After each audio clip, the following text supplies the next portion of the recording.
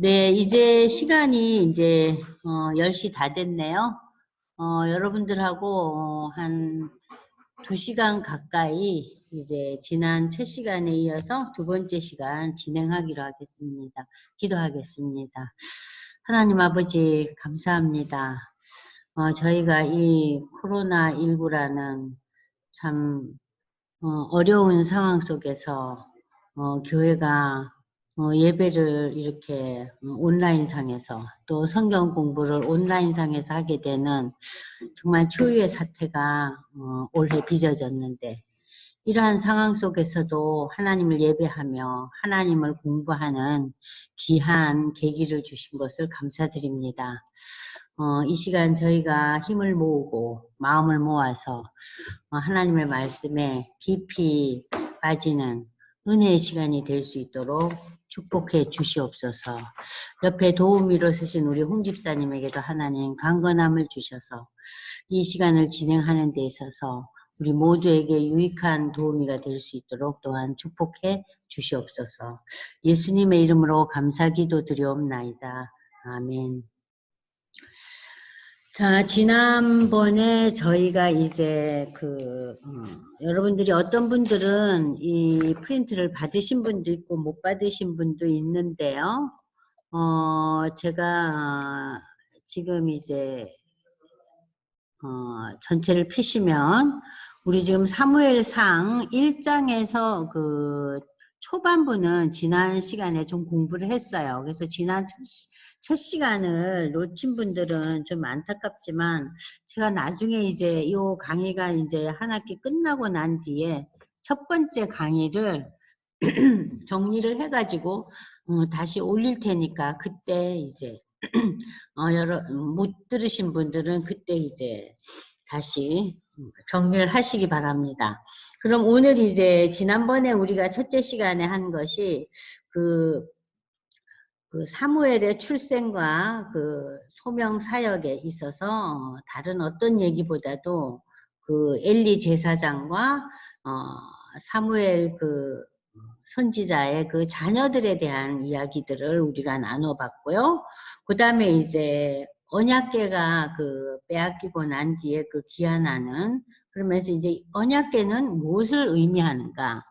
언약궤는 여러분이 잘 아시다시피 그 하나님의 그 임재를 상징하는 거예요. 요즘으로 말하면 이제 뭐 교회라 그럴까요? 성전이라 그럴까요? 그런 의미가 있었죠. 이 시대는 성전이 없었던 시대잖아요. 성막의 시대였죠.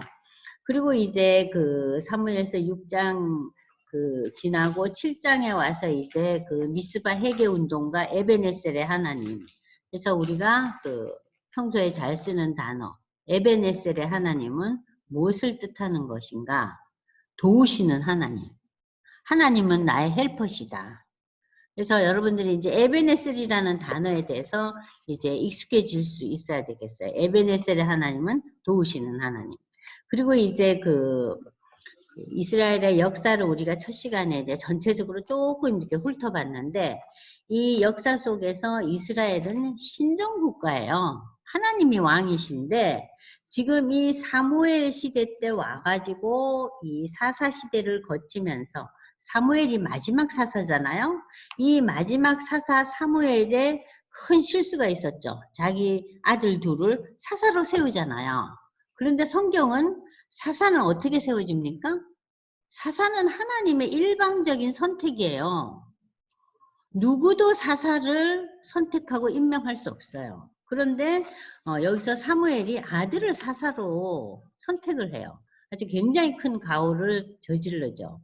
이걸 계기로 해서 이스라엘의 지도자들이 우리도 이웃나라처럼 왕정을 시작하자. 이거 안 되겠다. 이렇게 이제 들고 일어나는 거예요. 그래서 이 이스라엘 나라에 신정국가의 체제를 가졌지만 왕정이 도입되는 거예요. 그래서 이 왕정 제도가 도입되면서 제가 무슨 설명을 드렸죠? 신명기 얘기를 하면서 이 왕정 제도의 여러 가지 그 하나님이 원하시는 그 내용을 지난주 설명드렸죠? 신명기 17장 14절로 20절 참조하시면, 왕은 누가 선택한다고요? 하나님이 선택하세요. 또 이 왕은 이스라엘 백성이 아닌 다른 사람은 절대 할 수가 없어요. 그리고 이 왕은 은금을 지향하는 인생을 살아서 안 된다. 그러니까 물질을 지향해서 안 된다. 두 번째는 뭐예요? 여러 가지 병거나 당시에 그 전투에 필요한 여러 가지 무기. 이게 많다고 자기를 자랑하고 전쟁에 임해서는 안 된다는 얘기했죠. 그 다음에 또 무슨 얘기를 했죠? 여자 문제. 요즘 가장 민감한 사건이 여자잖아요. 여자를 많이 거느려서 안 된다. 그리고 이제 마지막으로 이 왕이 될 사람은 어떤 사람이어야 되느냐. 평생 하나님의 말씀에 입각해서 말씀을 묵상하고 말씀과 가까이 하는 지도자가 돼야 된다. 그런 것을 신명기에서 이미 그러니까는 거의 400년 전에 모세를 통해서 하나님께서 왕이 될 자의 그 자격을 이야기하고 있어요. 그러니까 참 놀라운 내용이죠. 그렇게 해서 이제 우리가 초반부 그 사무엘상 얘기를 하고 그 다음에 이제 9장부터 나타나는 얘기가 15장까지가 첫 번째 왕 사울의 통치에 대한 얘기가 나옵니다. 그래서 이 사울의 통치는 어땠는가? 사울의 통치는 처음에 이 사울 왕은 성령의 충만함을 받아서 아주 은혜롭게 시작해요. 그러나 사울은 날이 갈수록 하나님과 거리가 먼 그런 사람이 되죠. 그래서 이제 지난번에 우리가 이제 사울에 대한 것을 약간 공부를 했고요. 그 다음에 이제 여러분들이 그래서 지금 그 페이지 어디로 나오냐면은 그 다음 페이지로 가시면은요. 8페이지를 이제 펼치겠습니다. 그래서 사울왕이 여러 가지 이제 문제를 제시하죠. 문제를 제시하면서 사무엘과 이 사울왕이 굉장히 이제 사이가 멀어지죠. 그럼 우리가 오늘 이 시간에 사울왕의 범죄, 사울왕은 어떤 역할을 하기 위해서 하나님께서 부르셨죠? 이 사울왕은 왕이기는 하지만은 제사장이나 선지자는 아니었어요. 그런데 이 사울왕이 어떤 죄를 저지르느냐? 자신이 제사장으로 착각하고 본인이 직접 제사장의 역할을 담당하는 큰 실수를 하죠. 그래서 이 사울의 범죄의 첫 번째 문제는 1번 나오죠. 이 8페이지. 제사장 사무엘이 오기를 기다리지 않고 스스로 제사를 하나님께 드려요. 그게 율법에 어긋나죠. 그 다음에 이제 아말렉과의 전쟁을 통해서 이 아말렉을 어떻게 하라 그랬어요? 완전히 처단하라 그랬어요. 그들이 가진 어떤 좋은 것도 하나님이 다 없애버리라 그랬어요. 근데 그 중에서 좋은 거를 이제 취하잖아요. 아까우니까. 그게 이제 15장에 나오잖아요. 그래서 이제 그 다음번에 이제 그 사울 왕은 이제 앞으로 우리가 지금 오늘 공부하겠지만 끊임없이 다윗을 죽이려고 애써요. 정신적으로 문제도 있었지만 그 다음에 이제 이 사울왕의 범죄 중에 가장 큰 범죄는 제사장 아히멜렉을 비롯해서 수많은 제사장을 죽여요. 엄청난 제약이죠. 그래서 이 초대왕 사울은 하나님이 세우셨지만 하나님께서 굉장히 이 사울왕의 그 택함을 하나님 세우심에 대해서 후회한다는 표현을 나중에 하고 있어요. 그 부분에 대해서도 제가 이제 설명을 드릴 거예요. 다섯 번째 사울왕의 범죄는요. 신접한 여인을 불러들여요. 그러니까는 이 사울왕의 범죄는 여자 문제 빼고는 다 있어요. 그렇죠? 그러니까 모든 제약을 다 저지르고 마는 거예요. 자, 이런 상황 속에서 사울이 어떻게 회개를 하는가? 사울이 회개하지만 하나님께서는 절대 받으시지 않아요. 자, 자신의 죄를 인정하지 않고 자, 이 사울의 회개를 이제 하나님께서 받지 않으시는데 이 사울의 회개를 받지 않으시는 이 문제에 대해서 우리가 본문을 한번 읽어보겠어요. 집사님 사무엘상 15장 10절에서 23절을 지금 읽어보겠습니다. 집사님 핸드폰 켜시면 안 돼요. 네, 핸드폰을 켜시면 소음이 난다고 그래요. 자, 15장 여러분들이 이제 펴셨죠? 15장 10절에서 23절 길지만 이 본문이 굉장히 중요한 내용을 많이 담고 있기 때문에 읽어보겠습니다. 시작. 여호와의 말씀이 사무엘에게 임하니라. 이르시되 내가 사울을 왕으로 세운 것을 후회하노니 그가 돌이켜서 나를 따르지 아니하며 내 명령을 행하지 아니하였음이니라 하신지라. 사무엘이 근심하여 온 밤을 여호와께 부르시니라. 사무엘이 사울을 만나려고 아침에 일찍 일어났더니 어떤 사람이 사무엘에게 말하여 이르되 사울이 갈멜에 이르러 자기를 위하여 기념비를 세우고 발길을 돌려 길갈로 내려갔다 하는지라. 사무엘이 사울에게 이른즉 사울이 그에게 이르되 원하건대 당신은 여호와께 복을 받으소서 내가 여호와의 명령을 행하였나이다 하니 사무엘이 이르되 그러면 내 귀에 들려오는 이 양의 소리와 내게 들리는 소의 소리는 어찌 됨이니까 하니라. 사울이 이르되 그것은 무리가 아말렉 사람에게서 끌어온 것인데 백성이 당신의 하나님 여호와께 제사하려 하여 양들과 소들 중에서 가장 좋은 것을 남김이요 그 외의 것은 우리가 진멸하였다 하는지라. 사무엘이 사울에게 이르되 가만히 계시옵소서 간밤에 여호와께서 내게 이르신 것을 왕에게 말하리이다 하니 그가 이르되 말씀하소서. 사무엘이 이르되 왕이 스스로 작게 여길 그때에 이스라엘 지파의 머리가 되지 아니하셨나이까. 여호와께서 왕에게 기름을 부어 이스라엘 왕을 삼으시고 또 여호와께서 왕을 길로 보내시며 이르시기를 가서 죄인 아말렉 사람을 진멸하되 다 없어지기까지 치라 하셨거늘. 잠깐요. 여기서 보세요. 18절. 완전히 진멸하고 없어지기까지 치라 그랬잖아요. 그런데 뭐 여러 가지를 남겨뒀다고 아까 15절 16절에 나오죠. 계속해서 읽으세요. 19절. 어찌하여 왕이 여호와의 목소리를 청종하지 아니하고 탈취하게 하기에만 급하여 여호와께서 악하게 여기시는 일을 행하였나이까.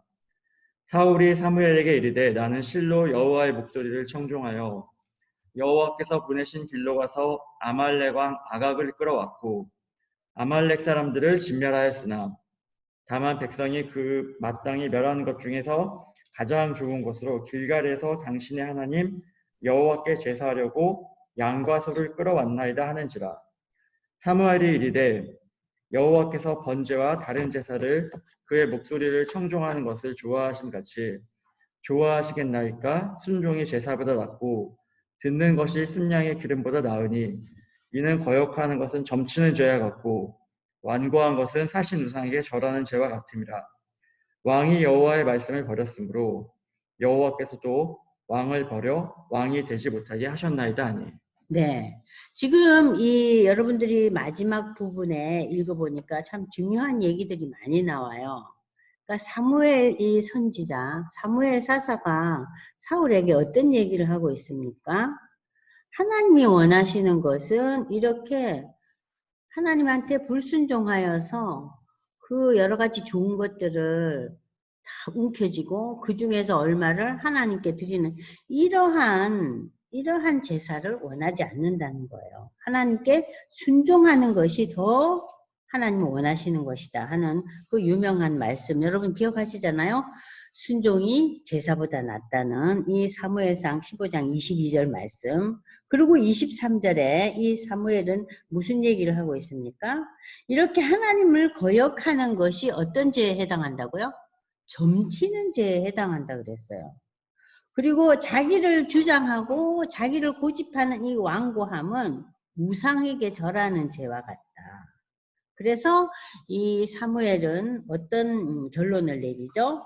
하나님께서 왕을 버리고 앞으로 왕이 계속해서 사울의 뒤를 이을 사울의 그 아들들이 왕이 되지 못할 것이라는 것을 여기 23절에서 예언하고 있는 거예요.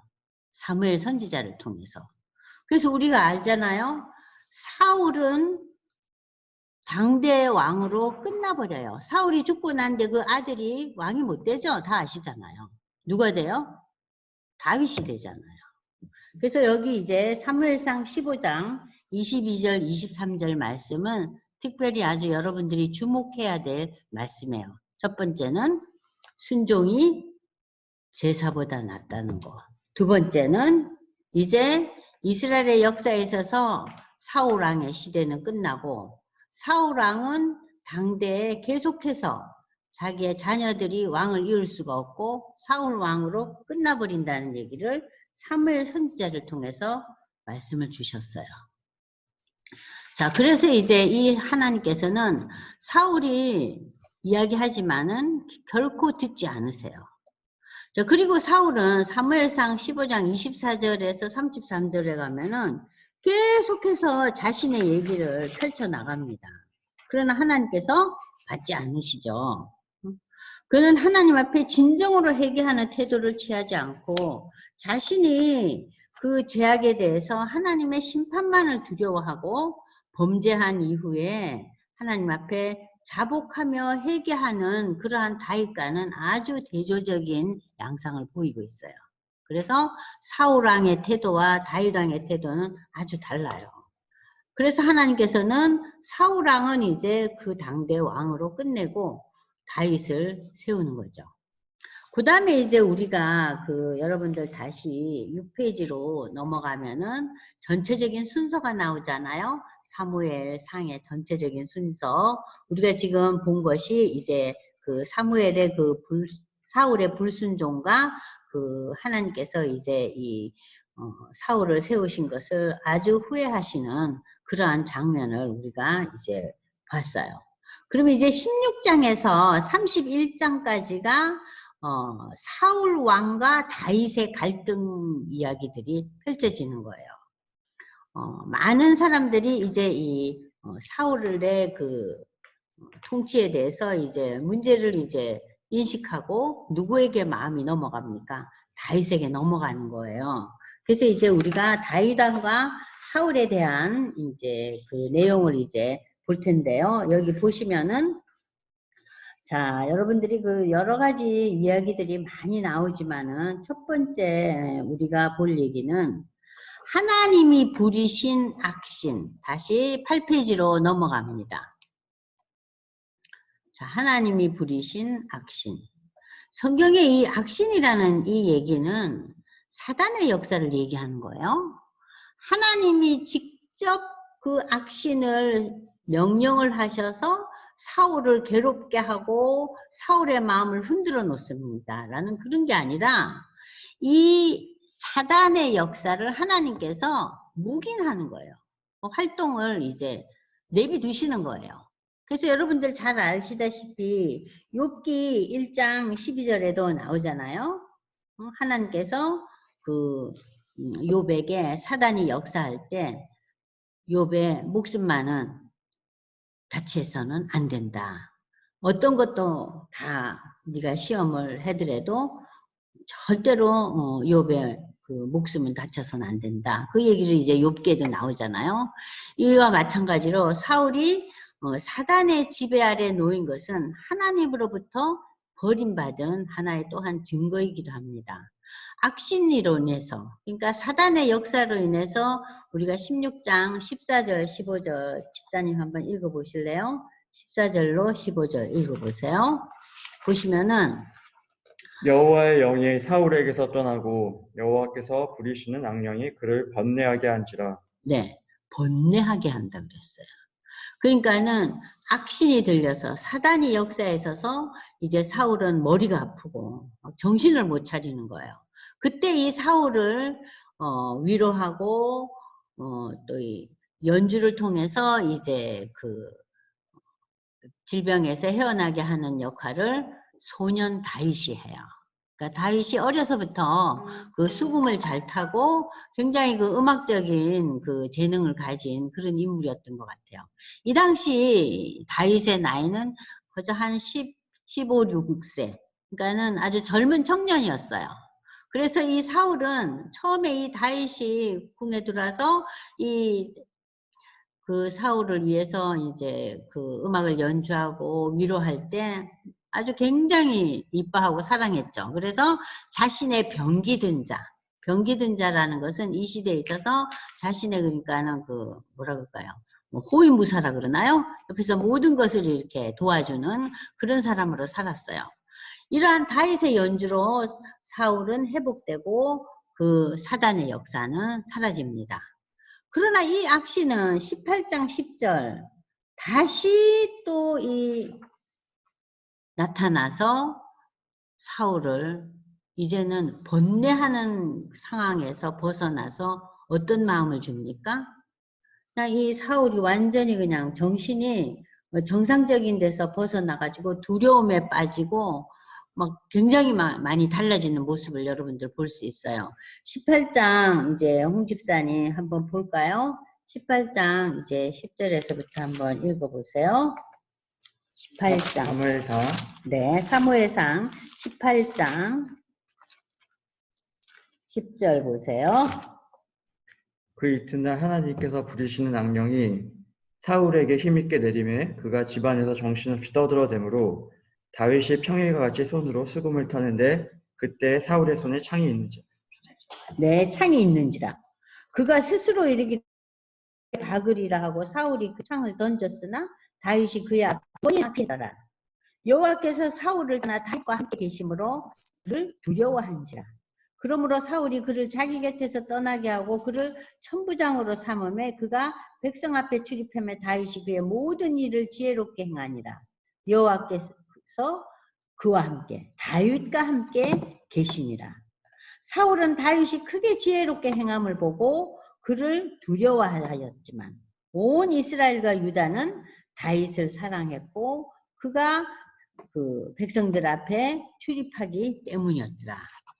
자, 이거 보십시오. 여기에서 우리가 알 수 있는 것은 자, 하나님이 부리신 악신 이 사단의 역사는 이례적인 역사가 아니에요.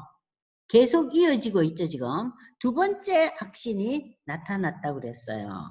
그래서 이 악신이 나타나는데 힘있게 나타났다고 그랬어요. 처음 나타났을 때 사울의 정신적인 번뇌가 이제는 악신으로 인해서 두려움에 빠지고 급기야는 다윗을 죽이려고 하는 그러한 행동화까지 이제 펼쳐지고 있습니다. 결국 사울은 요나단과 아들 요나단과 모든 신하들에게 다윗을 죽이라고까지 명령을 내려요. 자, 이러한 악신의 역사가 사울의 생애를 계속해서 다스려 나갑니다. 그래서 이제 이 악신의 역사가 아까 우리가 그 사울의 죄악 중에 하나였던 신접한 자를 불러들이기까지 해요. 그래서 그게 28장에 나타나요. 이제 사울이 죽기 직전에 그 마지막 그 실수가 28장에 이르는데 이런 식으로 사울의 생애는 지금 이제 처음에 왕이 되었을 때 성령의 충만함을 받은 사울은 또한 그 얼굴이 아주 잘생겼다 그래요. 성경에서. 그리고 굉장히 모든 사람이 보면은 와, 참 멋진 왕이구나 할 정도로 그런 왕으로 시작됐고 참 성령의 충만함을 받았지만 이 사울 왕은 사단의 역사 속에서 계속해서 다윗과 갈등 관계를 이루면서 더욱더 하나님과 관계가 멀어지는 그러한 왕의 모습을 보입니다. 여기에 비해서 사울의 아들 요나단은 어땠나? 아버지가 굉장히 대조적이죠. 그는 사울 왕의 아들이었지만 여기 이제 9페이지 보시면 아버지가 추적하여 죽이려던 다윗을 무척 사랑했고 혈통을 초월한 신앙적인 인품의 사람이었어요. 그래서 이제 여러분이 보시다시피 이 14장 1절로 15절 보면은 그는 결코 이 다윗에 대해서 뭔가 이렇게 아버지보다 뛰어났기 때문에 또 그 시대에 누구보다도 많은 사람들에게 추앙을 받았기 때문에 질투하거나 그런 마음이 없고 굉장히 다윗을 인정하고 다윗의 인품을 높이 평가했어요. 그리고 의로운 자를 자신의 생명같이 사랑했다 그랬는데 여기 18장 여러분이 1절에서 5절까지 보시면은요. 다윗이 사울에게 말하기를 마치며 요나단의 마음이 다윗의 마음과 하나가 되어 요나단이 그를 자기 생명같이 사랑했다. 친구 관계인데도 자신의 생명같이 사랑했다. 이런 표현이 나와요. 자, 그리고 요나단은 자기가 입었던 겉옷을 벗어 다윗에게 주었고 자기의 군복과 칼과 활과 띠도 그리했다.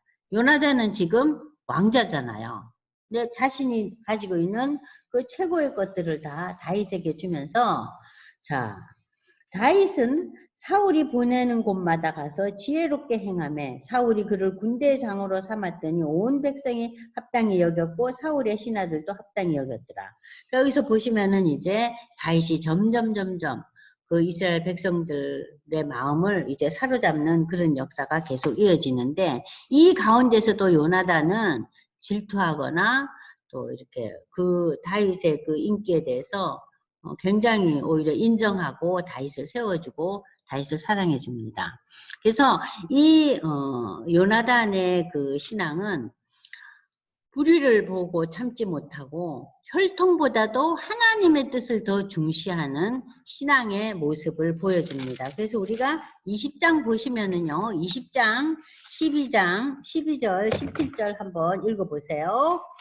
집사님, 20장 12절에서 17절 시작. 요나단이 다윗에게 이르되 이스라엘의 하나님 여호와께서 증언하시거니와 내가 내일이나 모레 이맘때에 내 아버지를 살펴서 너 다윗에게 대한 의향이 선하면 내가 사람을 보내어 내게 알리지 않겠느냐. 그러나 만일 내 아버지께서 너를 해치려 하는데도 내가 이 일을 내게 알려주려 너를 보내어 평안히 가게 하지 아니하면 여호와께서 나 요나단에게 벌을 내리시고 또 내리시기를 원하노라.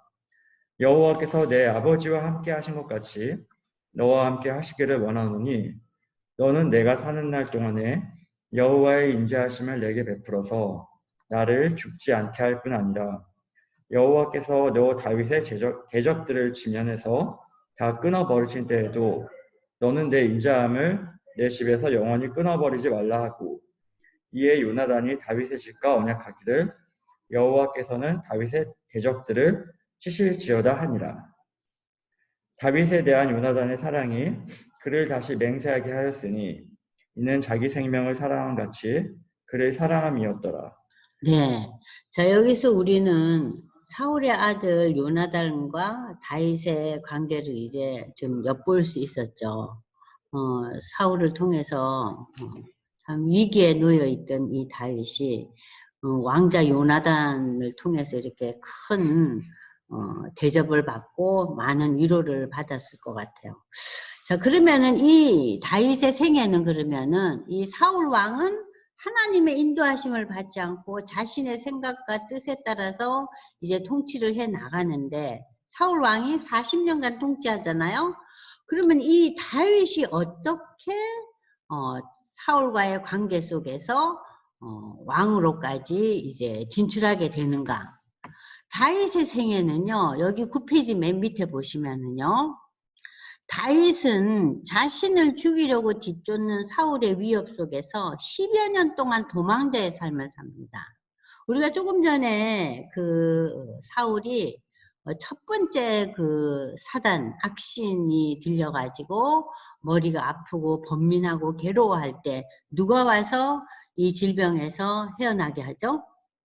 다윗의 수금의 연주를 통해서 마음의 평안을 찾았잖아요. 자, 그러한 경험 속에서 있었던 그 사울 왕과 다윗의 관계. 그때 다윗의 나이가 16, 7세 어린 소년이었어요. 그러니까는 자기 아들에 해당하는 나이잖아요. 그런 이 다윗이, 자, 20살도 되기 전에 이 사울에게 참 인정받고 사랑받았지만은 이제 도피의 행각을 떠나게 되는 거예요. 그래서 이 10여 년 동안, 그러면 다윗이 도피 행각을 떠난 것이 한 17, 8세, 뭐 8, 9세 이 정도. 성경은 나이는 구체적으로 밝히진 않아요. 그러나 우리가 보기에 20살 이전에 벌써 이 다윗은 도피 행각을 떠납니다. 그래서 10여 년 동안 도망자의 삶, 도피자의 삶을 살다가 다윗이 왕으로 즉위한 것은 30살이었어요. 그러니까 10여 년 이상 동안 하나님께서 다윗을 연단시켜요. 왕이 되기 이전에 하나님께서 다윗에게 연단의 과정을 겪게 합니다. 사울이 어느 날 하나님의 부름을 받고 사무엘을 통해서 기름 부음을 받고 왕이 된 것과는 굉장히 대조적이에요. 그러니까 사울은 이 다윗을 이제 나중에 이제 그 왕이 되는 과정에서 이제 사무엘이 역할을 하지만 사울의 경우와 다윗의 경우는 왕이 되는 과정이 굉장히 이렇게 달라요. 자, 그래서 우리가 다윗의 이 도피 행로를 여러분들이 성경을 보시면은 조금 이렇게 복잡해요. 그래서 많은 분들이 저도 마찬가지지만 이 본문을 하나하나 읽기가 쉽지가 않아요. 그래서 제가 좀 이렇게 발췌를 해가지고 여러분들한테 설명을 해드릴 텐데, 자, 펼쳐보세요. 다윗의 도피 행로가 높, 가드, 아둘람굴, 그일라, 십, 황무지, 엔게디 요새, 갈멜, 하길라, 시글락. 이 지역이 성경의 그 이스라엘의 지도를 보면은 예루살렘 다 근교예요. 먼 지역이 아니에요. 거기 다 옆에 붙어 있던 지역이에요. 이 지역을 다윗이 10여 년 동안 헤매면서 도망자의 그 신세로 엄청난 고난의 과정을 겪습니다. 그래서 여러분들이 첫 번째 이제 그 과정을 한번 펼쳐보겠어요.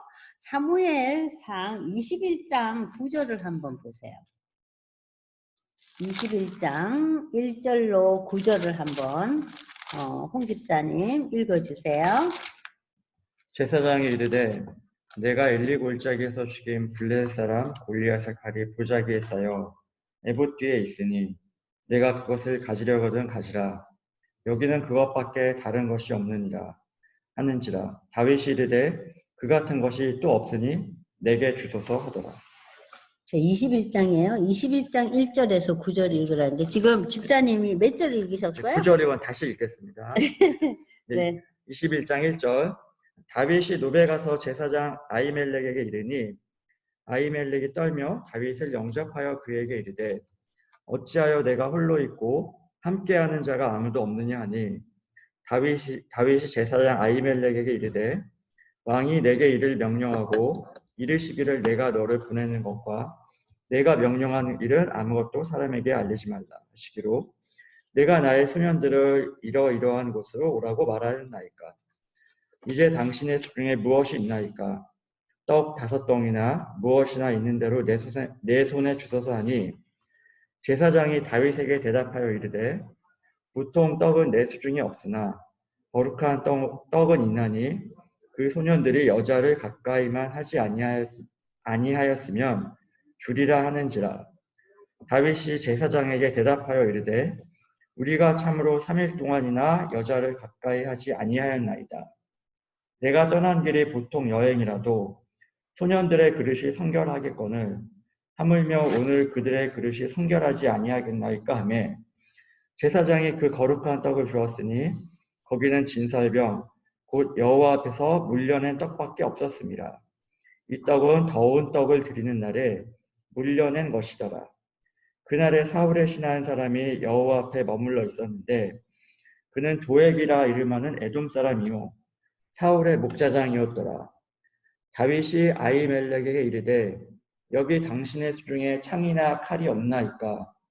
왕의 일이 급함으로 내가 내 칼과 무기를 가지지 못하였나이다 하니 제사장이 이르되 내가 엘라 골짜기에서 죽인 블레셋 사람 골리앗의 칼이 골짜기에 쌓여 에봇 뒤에 있으니 내가 그것을 가지려거든 가지라. 여기는 그것밖에 다른 것이 없느니라 하는지라. 다윗이 이르되 그 같은 것이 또 없나니 내게 주소서 하더라.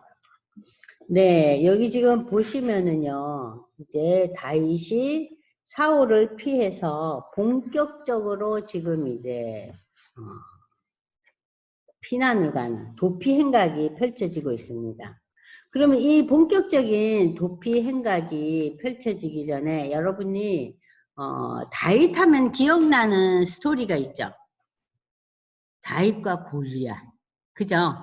이 다윗과 골리앗 스토리가 17장에 나와요.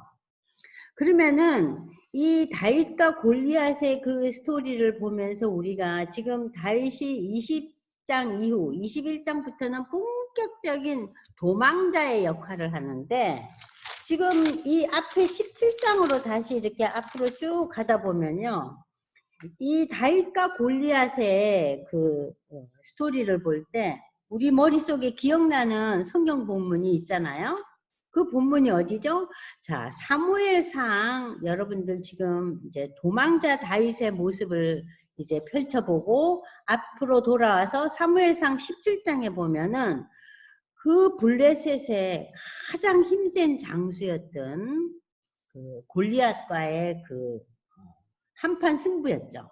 자, 이 한판 승부에서 이 어린 소년이었던 다윗이 어떤 그 접근을 하고 있습니까? 사무엘상 17장 45절부터 이제 50절까지 제가 읽겠습니다. 이 중요한 본문이에요. 자, 도망자가 되기 이전에 다윗이 어떻게까지 하나님께서 세우시는 인물이었냐? 다윗이 블레셋 사람에게 이르되, 이 블레셋 사람은 누굽니까? 골리앗이죠. 너는 칼과 창과 단창으로 내게 오지만 나는 만군의 여호와의 이름 곧 네가 목욕하는 이스라엘 군대의 하나님의 이름으로 내게 나아가노라. 오늘 여호와께서 너를 내 손에 넘기시리니 내가 너를 쳐서 내 목을 베고 블레셋 군대의 시체로 오늘 공중의 새와 땅의 들짐승에게 주어 온 땅으로 이스라엘의 하나님이 계신 줄 알게 하겠고, 또 여호와의 구원하심이 칼과 창에 있지 아니함을 이 무리에게 알게 하리라. 전쟁은 여호와에게 속한 것인즉 그가 너희를 우리 손에 넘기시리라. 블레셋 사람이 일어나 다윗에게로 마주 가까이 올 때 다윗이 블레셋 사람을 향하여 빨리 달리며 손을 주머니에 넣어 돌을 가지고 물매로 던져 블레셋 사람의 이마를 치매 돌이 그의 이마에 박히니 땅에 엎드러지니라. 다윗이 같이 물매와 돌로 블레셋 사람을 이기고 그를 쳐 죽였으나 자기 손에는 무엇이 없었죠? 칼이 없었어요. 자, 이 17장은 참 독특한 그 사건의 그 전개죠. 어떻게 다윗과 골리앗이 이렇게 한판 승부를 하게 되는가? 참 하나님께서 특별한 그 역사를 일으킨 장이에요. 이 17장이. 우리가 20장 이후부터 다윗이 도망을 다니는데 그 이전에 다윗의 그 모습에서 우리가 뭘 볼 수 있어요? 다윗의 용맹도 볼 수 있고 다윗의 여러 가지를 볼 수 있지만 가장 중요한 건 뭡니까? 다윗의 믿음이었어요. 그러니까 이 골리앗의 키가요. 지금 우리 시대 농구 선수들이 제일 커봐야 뭐 홍집사님 2m 10이죠? 2m죠? 그죠? 근데 이 골리앗의 키가요 2m 30 정도 됐다 하네요. 그럼 엄청나게 큰 사람 아니에요. 그리고 장수고. 근데 이 장수와의 그 대결에서 다윗이 지금 뭘 얘기하고 있습니까? 너는 칼과 창과 단창으로 뛰어나오지만 나는 하나님의 이름으로 나온다. 응? 그 하나님을 모욕하는 네가 응? 어떻게 나를 이기겠느냐? 이스라엘 하나님이 분명히 살아 역사하시는 것을 이번 일을 계기로 너로 하여금 너뿐만 아니라 모든 블레셋 사람들에게 알게 할 것이다. 그러면서 우리 찬양에도 나오죠. 여호와의 구원하심이 칼과 창에 있지 않고 하나님께 속했다. 전쟁은 하나님께 속했다. 이러한 17장에 놀라운 스토리 전개가 있고 그리고 이제 지금 우리 요나단과의 관계 설정이 있고 그걸 통해서 우리가 알 수 있는 게 참 다윗은 독특한 인물이구나. 믿음도 좋고 인격적으로도 참 아주 괜찮은 인물이구나. 그러면서 이 이스라엘의 많은 백성이 사울을 따르는 사람은 천천히요. 다윗을 따르는 사람은 몇이라고 그랬어요? 만만이라고 그랬어요. 이런 사건을 통해서 점점 사울은 움츠러들기 시작하고 두려워하고 이런 상황 속에서 조금 전에 배웠듯이 사단이 역사하는 거예요. 계속해서 악신이 나타나는 거예요. 자, 이 과정 속에서 결국 다윗은 하나님의 그 큰 힘과 이적을 경험했지만 다윗은 사울 왕을 나름대로 두려워하고 무서워하면서 이제 도망을 가는 그러한 행로가 21장부터 계속해서 이어져요. 아주 17장하고 대조적인 얘기입니다. 그래서 이제 이 노업을 시작으로 해서 가드에까지 이르고 아둘람으로 이제 가게 되는데, 여러분이 보시면 이 10장에서 시작되는 이 다윗의 그 도망자의 행로는, 자, 이제 여러분들이 1장에 보면은요, 21장에 이제 10절 15절에 보면은 이제 여기서 다윗이 누구를 만나느냐 한번 보세요.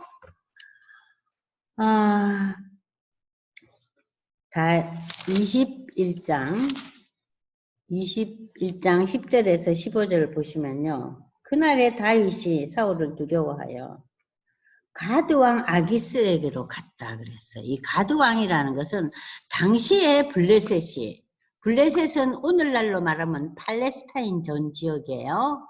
우리에게는 블레셋 하면은 성경을 읽는 분은 아주 익숙하지만 성경을 많이 안 읽는 분들은 블레셋 하면은 블레셋보다는 팔레스타인이라는 그 말이 더 익숙하잖아요. 이 팔레스타인 전 지역에는 그 지역의 왕이 있었어요. 그래서 이 시대의 왕이라는 것은 킹의 의미가 아니고 무슨 오늘날로 말하면 가버너, 도지사 정도의 그런 역할이었어요. 그런 조그만한 지역에 그 왕이 한 사람 있었어요. 그게 이제 여러분이 여기 보시는 가드 왕, 팔레스타인 지역, 블레셋 지역의 그 가드 지역의 왕인 아기스에게로 이제 다윗이 사울이 무서워서 이제 도망을 가는 거예요. 자, 아기스의 신하들이 아기스에게, 야, 이는 그의 땅 왕 다윗이 아니니까. 지금 소문은 다윗이 왕으로 나고 있어요. 그만큼 다윗의 인기가 절정에 달했죠. 이 사람네들이 우리가 17장에 읽었던 골리앗의 스토리들을 다 들었단 말이에요. 자, 사울을 죽인 자는 천천히고 다윗은 만만인데, 아니 다윗이 왜 우리한테로 왔는가 이거죠. 다윗이 이 말을 그의 마음에 두고 가드왕 아기스도 또한 무서운 거예요. 아유, 아기스가 나를 또 죽이면 어쩌나 싶어서. 그래서 저 13절 여러분들 보세요. 자, 아기스 왕 앞에서 다윗이 미친 사람 흉내를 내요. 미친 체하고 대문짝에 끄적거리며 침을 수염에 흘리며 아기스가 그의 신하에게 이르되 너희도 보거니와 이 사람이 미치광이로다. 어째서 이런 사람을 나한테 데려왔느냐. 내게 미치광이가 부족하여 너희가 이 자를 데려다가 내 앞에 미친 짓을 하게 하느냐. 이 자가 어찌 내 집에 들어오겠느냐 하니라. 그러니까는 그 아기스 왕에 잡혀가면은 자기가 죽임을 당할까봐 미친 사람의 흉내를 내면서 이 위기를 이제 모면하는 그 다윗의 지혜를 보게 됩니다. 그 다음에 여러분이 잘 아시는 아둘람 굴 얘기가 나오죠. 그 아둘람 굴 얘기가 이제 22장에 펼쳐집니다. 다윗이 이제 그 어려움 가운데서 미치광이 형색을 하면서 겨우 빠져나오죠. 그러고는 아둘람 굴로 도망하며 그의 형제와 아버지의 온 집이 듣고 이제 다윗의 가문의 많은 식구들이 다윗에게 나갑니다.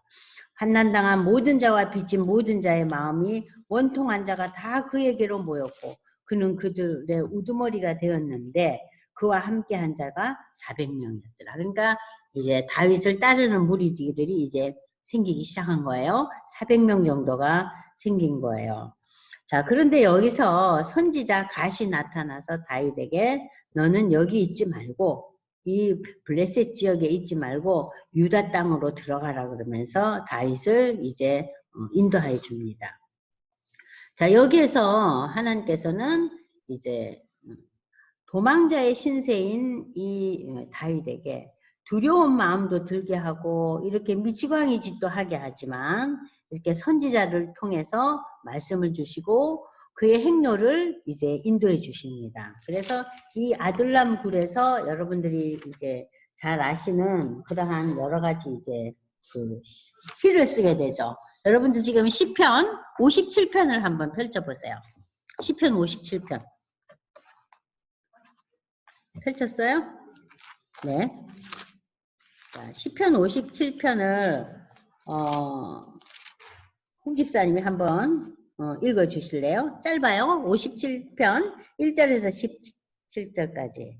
이 다윗이 사울을 피해서 굴에 있으면서 쓴 시예요. 아주 은혜로운 시입니다. 시작.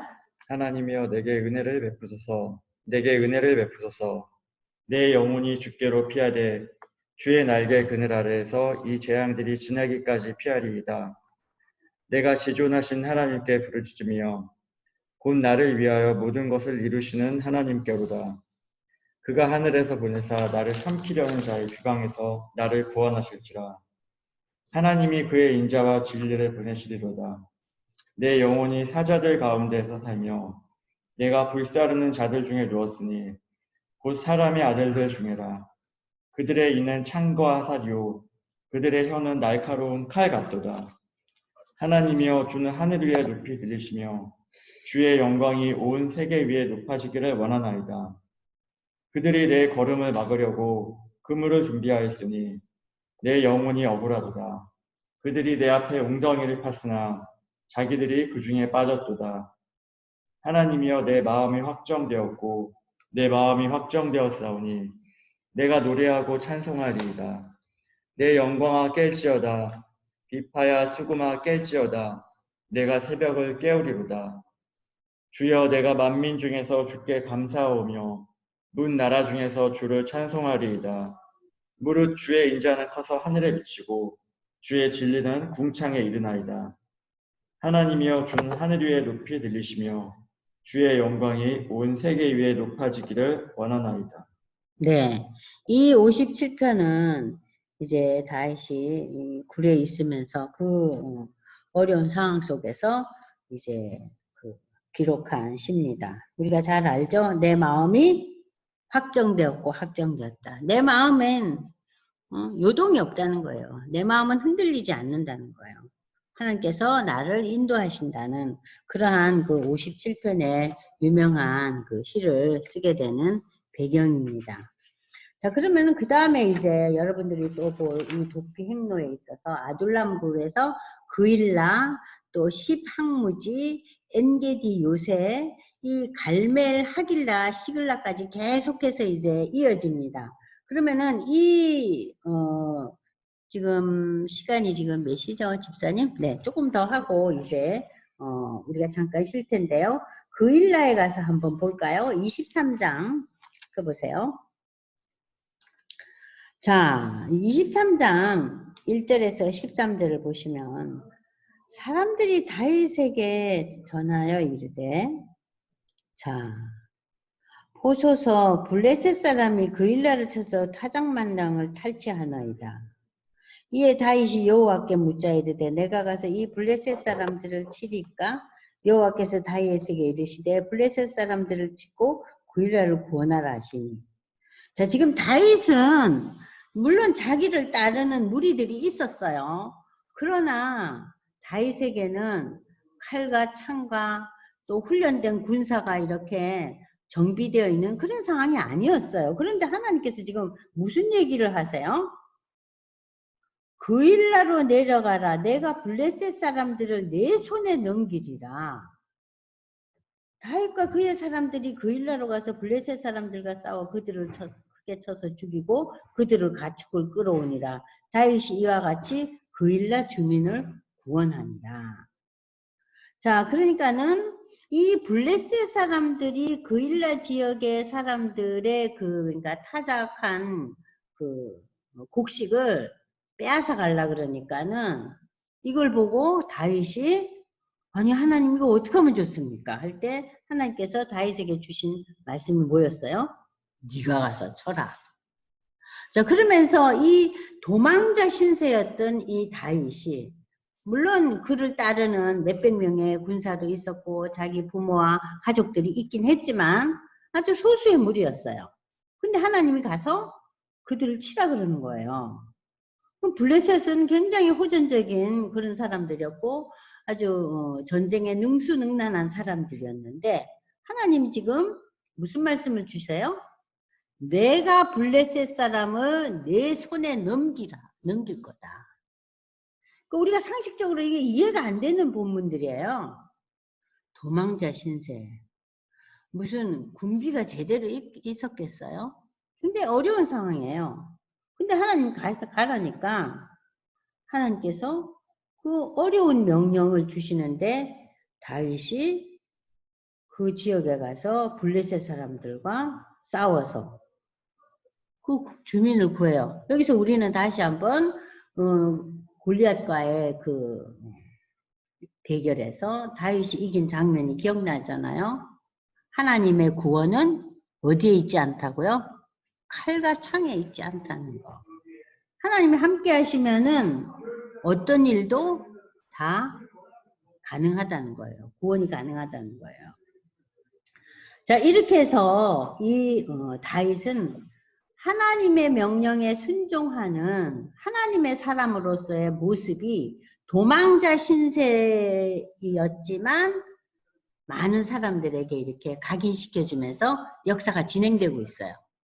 그러니까 다윗의 생애는 어려움 가운데 환난과 고난이 많았지만 그 가운데서도 하나님께서 그를 항상 지켜주시고 인도해 주신 장면들이 사무엘상 이제 그 20장 이후에 계속해서 나타나고 있어요. 그래서 이제 여러분들이 보시면은 이제 이번 주에도 지난주에 다 읽어 오셨는지 모르겠는데 보면 22장에도 우리가 봤잖아요. 그 아히멜렉 제사장 죽이고 85명 죽이는 사건이 나잖아요. 이 사울을 다 죽이고 난리잖아요. 그런 가운데서 이 참 다윗이 두려워하지 않고 일을 진행할 수 있었던 것은 다윗의 신앙이었다는 거죠. 자, 그 다음에 이제 여러분이 보시면은 그 일 23장 또 10항무지 엔게디 요새가 나옵니다. 그리고 갈멜이 나오고 하길라, 시글라. 요거는 이제 우리가 앞으로 이제 진행하면서 볼 거예요. 다윗의 도피 행로. 그러면 요 다음에 이제 여러분들이 어디로 넘어가냐 하면요. 아비가일의 이야기를 보면서 이 도피 행로에 대한 보다 더 자세한 설명을 볼 거예요. 자, 이 아비가일이라는 여자는 나름대로 아주 독특한 여자죠. 여러분 기억하시죠? 결국 마지막에 다윗의 아내가 되지만 아비가일의 남편 나발이 다윗과 그의 부하들이 너무 배가 고팠던 거예요. 먹을 것이 없는 거예요. 그래서 도움을 요청하는데 이 나발이 그 요청을 거절을 해요. 그때 이 아내 아비가일이 다윗에게 뭐라 그래요? 자기 남편의 허물을 용서해 달라고 그래요. 그러면서 엄청난 예물을 준비해서 다윗이 그러니까는 나발을 이제 이렇게 무지한 사람이 있는가? 내 소문을 못 들었는가? 지금 이스라엘에 사는 많은 그 사람들은 다윗의 소문을 듣고 있잖아요. 사울은 천천히요, 다윗은 만만히로다. 그런데 이 어리석고 무지한 이 나발이 도망자 다윗을 알아보지 못하고 도움을 거절하는 거예요. 그러니까 다윗이 나발에게 보복함으로써 여러 가지 그 나발의 집안을 완전히 그냥 쑥대밭을 만들까봐 이 다윗에게 와서 이제 그 지혜를 펼치죠. 그게 이제 그 예물 갖다 드리잖아요. 많은 걸 갖다 주죠. 그래서 이 아비가엘의 지혜로 말미암아 다윗은 자기 자신의 손으로 그 나발의 그 한테 보수하지 않게 되었다고 하나님을 찬송하며 아비가일을 칭찬합니다. 그러니까는 이 다윗이 직접 나발을 죽이지 않아요. 하나님께서 나발을 데려가셔요. 그래서 여기서 다윗은 참 재미있는 게요. 내가 직접 나서서 이 나발을 쳐 죽이려고 할 판이었는데 이 아비가일의 지혜로 말미암아 일이 하나님이 직접 나서셨구나, 심판을. 그래서 이제 여러분 아시다시피 로마서에 보면 얘기 나오죠. 심판은 누구에게 있다고요? 하나님께 있다. 심판은 하나님께 있다는 걸 보여주세요. 자, 아비가일의 지혜로운 권고로 다윗은 무력 충돌의 위기에서 벗어나고 자, 사사로운 감정에 치우쳐 자신이 직접 보복하였다면 이스라엘 백성들에게 야, 그래도 뭐 그 사람이 그렇게까지 쳐 죽이느냐 하는 그러한 위상이 크게 손상되는 그런 결과를 낳을 수 있었는데 여기에서 비켜나게 하는 그 아비가일의 지혜. 감정에 의한 복수를 택하지 않고 아비가일의 간청을 수용한 다윗에게 하나님은 아비가일로 하여금 다윗의 아내가 되게 한다. 하나님이 나발을 치시며 그가 죽자 다윗은 그녀를 아내로 삼았다. 여기에서 이제 다윗은 좀 이렇게 많은 여인들이 이제 와 관계를 맺게 되잖아요. 그 사건이 이제 이 아비가일부터 좀 우리에게 많이 드러나요. 자, 그러면서 우리가 25장을 여러분이 한번 펼쳐보시면은 25장 한번 펼쳐보세요. 자, 25장 1절 보세요. 사무엘이 죽음에 온 이스라엘 무리가 모여 그를 두고 슬피하며 라마 그의 집에서 그를 장사한지라 다윗이 일어나 바람 강야로 내려가니라.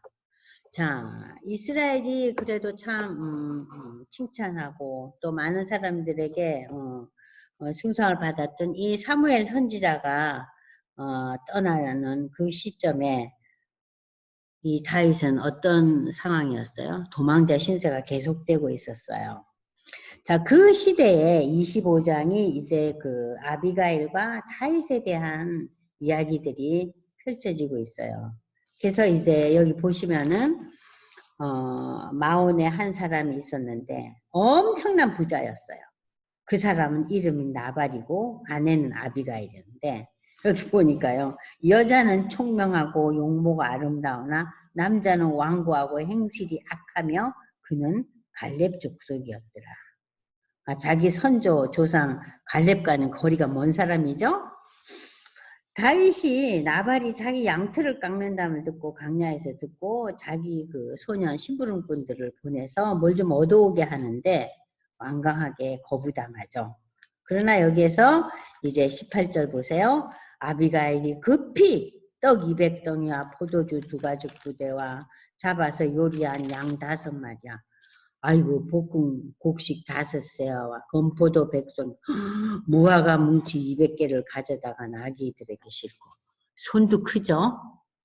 물론 이제 몇백 명의 사람들이 있겠지만 엄청나게 많은 양의 그 음식을 이제 준비를 해가지고 이제 보내는데 그의 남편 나발에게는 말하지를 않았대요.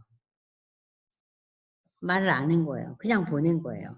그래서 이제 이 일들이 원만하게 이제 끝나는데 이 다윗의 앞에 가서 이 나발의 그 대화를 한번 보세요. 그 아비가일과 그 다윗의 대화를 한번 보세요. 이 자기 와이프가 자기 남편을 어떻게 표현하고 있습니까? 25절 보세요. 성경 25절. 사무엘상 25장 25절. 내주는 이 불량한 사람 나발을 개의치 마옵소서. 그의 이름이 그에게 적당하니 그의 이름이 나발이라. 이 나발의 뜻이 뭔 뜻이에요? 미련한 자라는 뜻이에요. 이름 그대로 이 사람은 미련한 사람입니다. 여종은 내 주께서 보내는 소년들을 보지 못하였나이다. 내 주여 여호와께 살아계심을 두고 맹세하느니 내 주도 살아계시나 내 주의 손으로 피를 흘려 친히 보복하는 일을 여호와께서 막으셨으니 내 주의 원수들과 내 주를 해하는 자들은 나발과 같이 되기를 원하나이다.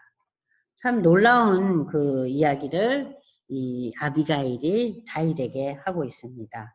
이러한 그 아비가일의 태도를 보고 다윗의 마음이 아주 굉장히 푸근해지고 결국 이 아비가일을 나중에 이제 남편이 죽고 난 뒤에 이 아비가일을 아내로 삼게 되는 이야기가 25장에 나타나고 있어요. 그러니까 이 다윗이 비록 도망자의 신세로 그 오랜 세월을 이렇게 제대로 먹지 못하고 정말 제대로 잠도 잘 수 없는 그런 상황이었지만 하나님께서는 이렇게 수많은 이적과 또 놀라운 은혜를 이 10여 년의 세월 동안 겪게 해요. 참 놀랍죠. 다윗의 신앙과 인격이 이제 우리가 이제 지금까지 보았잖아요. 근데 이제 이 30장에서 다윗의 신앙과 인격이 참 이렇게 구체적으로 드러나요. 자, 보세요. 자, 이 30장은 아말렉 사람들이 쳐들어와서 성이 불타고 아내와 자녀들이 사로잡힌 상황. 백성들은 슬퍼하며 다윗을 돌로 치자고 몰아세웠다. 이 다윗 때문에 이런 일이 생겼다는 거죠. 이러한 위기 속에서 다윗은 다시 한번 하나님을 바라보며 기도하면서 힘과 용기를 얻는 이러한 장면이 나옵니다. 그러면 30장 1절에서 지금 6절, 7절, 8절까지 우리 홍 집사님 한번 읽어보세요. 네. 다윗과 그의 사람들이 사흘 만에 시글락에 이른 때에 아말렉 사람들이 이미 네겝과 시글락을 침노하였는데 그들이 시글락을 쳐서 불사르고 거기에 있는 젊거나 늙은 여인들은 한 사람도 죽이지 아니하고 다 사로잡아 끌고 자기 길을 갔더라. 다윗과 그의 사람들이 성읍에 이르러 온즉 성읍이 불탔고 자기들의 아내와 자녀들이 사로잡혔는지라. 다윗과 그와 함께한 백성이 울 기력이 없도록 소리를 높여 울었더라. 다윗의 두 아내 이스라엘 여인 아히노암과 갈멜 사람 나발의 아내였던 아비가일도 사로잡혔더라. 백성들이 자녀들 때문에 마음이 슬퍼서 다윗을 돌로 치자 하니 다윗이 크게 다급하였으나 그의 하나님 여호와를 힘입고 용기를 얻었더라. 다윗이 아히멜렉의 아들 제사장 아비아달에게 이르되 원하건대 에봇을 내게로 가져오라. 아비아달이 에봇을 다윗에게로 가져가매 다윗이 여호와께 묻자와 이르되 내가 이 군대를 추격하면 따라잡겠나이까 하니 여호와께서 그에게 대답하시되 그를 쫓아가라. 너가 반드시 따라잡고 도로 찾으리라. 네, 거기까지입니다. 지금. 자, 지금 이제 다윗의 이제 그 도망자 신세가 이제 막바지에 이르렀어요. 자, 이 시대에 일어났던 일로서 여기 보시면은, 자, 이 시글락을 쳐서 아말렉 사람들이 다 불태우고 다 사람들을 잡아가고 이 위기 속에서 이 사람들은 그냥 다윗에게 너무 이제 속상한 거예요. 이 다윗이 이놈을 이제 없애버리자. 그러면서 백성들의 자녀들 때문에 마음이 슬퍼서 다윗을 돌로 쳐 죽이자 그런 거예요. 그런데 다윗이 크게 다급하였지만 무슨 얘기 납니까? 6절에 그의 하나님 여호와를 힘입고 용기를 얻었더라. 자, 이 본문이 나옵니다. 그 다음에 이 다윗의 방법은 그러면 이러한 위기 속에서 다윗은 어떤 방법으로 대처해 나갑니까? 자, 우리가 페이지 10페이지 그 본문을 보시면은요. 다윗은 아말렉과 전쟁을 치르기 이전에 뭐부터 해요? 하나님께 기도해요. 기도하고 하나님의 그 응답을 듣고 난 뒤에 일을 시작하는 거예요. 그래서 이제 그 다윗이 8절에 보세요. 하나님께 묻죠. 내가 이 군대를 추격하면 따라잡겠나이까? 아이고 머니나 우리가 뭘 가졌다고 이 사람들을 따라잡겠습니까? 이전에 우리가 그일라에서도 뭐 가진 게 없는 이 다윗의 군대가 그때도 다윗이 한 건 뭐였어요? 하나님 앞에 물었더니 하나님이 쳐서 가라 그러잖아요. 여기서도 마찬가지입니다. 그를 쫓아가라. 내가 반드시 따라잡고 도로 찾으리라. 도로 찾는다 그러는 거예요. 그래서 여기에 순종하고 이제 이 다윗이 공격을 시작합니다. 그 공격하는 사건 얘기가 이제 17장까지 이제 쭉 펼칩니다. 그래서 17절을 보시면은요. 다윗이 새벽부터 이튿날 저물 때까지 그들을 치며 낙타를 타고 도망한 소년 400명 외에는 피한 사람이 없더라. 그러니까 소년들만 피하고 다윗과 전쟁을 일으킨 모든 사람들이 다 죽는 거예요. 다 죽는 거예요. 자, 이 다윗의 신앙이 여기서도 다시 나오죠. 여러분들 한번 이제 큰 소리로 여러분들도 한번 읽어보세요. 15절. 다윗이 그에게 이르되 네가 나를 그 군대로 인도하겠느냐 하니 그가 이르되 당신이 나를 죽이지도 아니하고 내 주인의 수중에 넘기지도 아니하겠다고 하나님의 이름으로 내게 맹세하소서. 그리하면 내가 당신을 그 군대로 인도하리다 하니라. 그가 다윗을 인도하여 가더니 내려가니 그들이 온 땅에 편만하여 블레셋 사람들의 땅과 유다 땅에서 크게 약탈하였으므로 말미암아 먹고 마시며 춤추는지라. 다윗이 새벽부터 이튿날 저녁 때까지 그들을 치매 낙타를 타고 도망한 소년 400명에 피한 사람이 없었다. 완전히 다윗이 일방적인 승리를 하는 거예요. 저들이 이제 어떻게 하고 있어요 지금? 응? 땅과 또 많은 약탈 물품을 가지고 신이 나게 술 마시고 밤새도록 춤추고 이러고 있는 거예요. 그걸 이제 다윗이 다 이제 접수를 하는 거예요. 하나님 인도하심을 따라. 자, 이렇게 다윗의 생애는 우리가 지금 조금 전에 읽었던 그일라 지역에서나 지금 이 지역에서나 다 다윗의 그 방법은 뭡니까? 하나님의 음성을 듣고 따라갑니다. 그럼 이제 많은 분들이 그래요. 뭐 기도를 해도 하나님의 음성을 들려주셔야지 하지 들리지도 않는데 그러면 어찌하냐고. 그 질문을 들으면 저도 난감해요. 아니, 뭐라고 해야 되나? 홍 집사님은 어찌해야 돼요? 난감한 상황에 벌어졌을 때 하나님께서 그래 이렇게 하는 게 좋겠다 하는 것을 꿈으로 보이거나 말씀으로 주시면 얼마나 속 시원하겠냐마는 그렇지 않잖아요. 그러나 이제 기도를 많이 하시는 분들은 그런 얘기를 해요.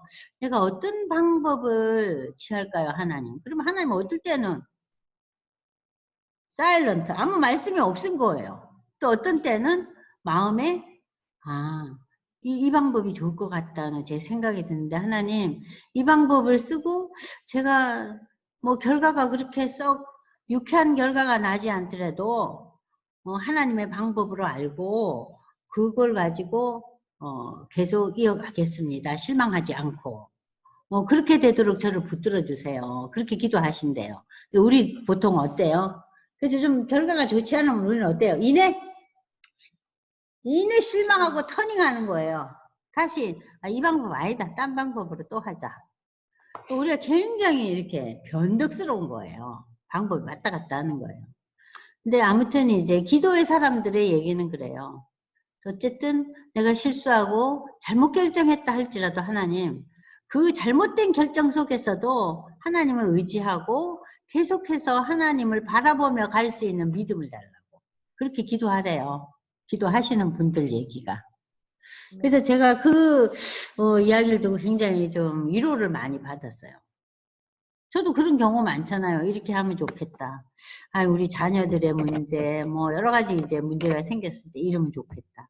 이렇게 하면 어떨까? 했는데 별로 결과가 좋지 않았어요. 실망하죠? 낙담하죠? 그잖아요. 낙담하기 십상이죠. 우리는 항상 성공과 성취에 의해서 우리의 힘이 일어나고 깔아앉고 그러잖아요. 근데 이제 믿음의 사람들은 성공과 성취에 의해서 업되지 않고 하나님의 다스림 안에 있다는 그것이 저들로 하여금 업되게 하는 거예요. 그것이 우리와의 차이점이에요. 지금 다윗은 지금 어떤 상황이에요? 다윗은 비록 이 전쟁에서 이 조그만한 그 전쟁에서 이겼다 할지라도 다윗의 신세는 뭐예요? 도망자 신세 아니에요. 이 젊은이가. 굉장히 실망스러운 상태지만 그 상황 속에서도 하나님의 함께 하심을 기뻐하며 다윗이 진취적으로 나아가는 거예요. 그러니까 우리가 원하고 뜻한 대로 되지 않았지만 이 가운데서도 하나님의 분명한 다스림과 인도하심이라는 것을 믿고 하나님 그 가운데서도 우리를 가장 최선의 길로 인도하실 것이다. 그것이 하나님이신데 그게 믿음이죠. 그러면 제3자나 세상 사람들이 볼 때는 어때요? 별로 잘 되지도 않은데 무슨 하나님 인도하심이라고 그런다니? 이렇게 볼 수 있어요. 그러나 우리는 우리의 삶에 대한 결론은 어디에 있습니까? 성공과 성취에 있지 않다는 거죠. 내가 얼마나 하나님과의 관계가 잘 이루어져 있고 하나님의 나라를 이 땅에서 사모하고 그 나라를 소망하느냐 거기에 달려 있잖아요. 그러니까 다윗의 지금 이 신앙과 인격을 통해서 볼 때 다윗은 늘 하나님께 가 있어요. 성공에 가 있지가 않고. 자, 그는 하나님의 음성을 듣고 행동으로 나아갔고 3번 전투의 승리가 자신들의 힘으로 이루어진 결과라고 말하는 자들을 향해 다윗은 여호와 하나님께서 승리하게 하셨음을 밝히고 있다. 이러한 다윗의 신앙은 전쟁에 참여한 자나 참여하지 않은 자나 관계없이 모든 백성들에게 전리품을 공정하게 분배했어요. 그러니까는 여기 이제 여러분들이 보시면은 아시겠지만은 22절, 24절 보면 다윗과 함께 갔던 자들, 그러니까 전투에 이제 직접 임했던 자들 가운데 악한 자와 불량배들이 다 이르되 그들이 우리와 함께 가지 아니하였은즉 우리가 도로 찾은 물건은 무엇이든지 그 사람들은 주지 말고 각자의 처자만 데리고 떠나게 하라 하는지라. 다윗이 이르되 나의 형제들아 여호와께서 우리를 보호하고 우리를 치러 온 그 군대를 우리 손에 넘기셨은즉. 그러니까 우리가 무슨 수고를 했다는 거냐. 우리의 공로가 없다는 얘기예요. 그가 우리에게 주신 것을 너희가 이같이 못하리라. 하나님이 이걸 주셨으니까 나누자는 거예요. 이 일에 누가 너희에게 듣겠느냐.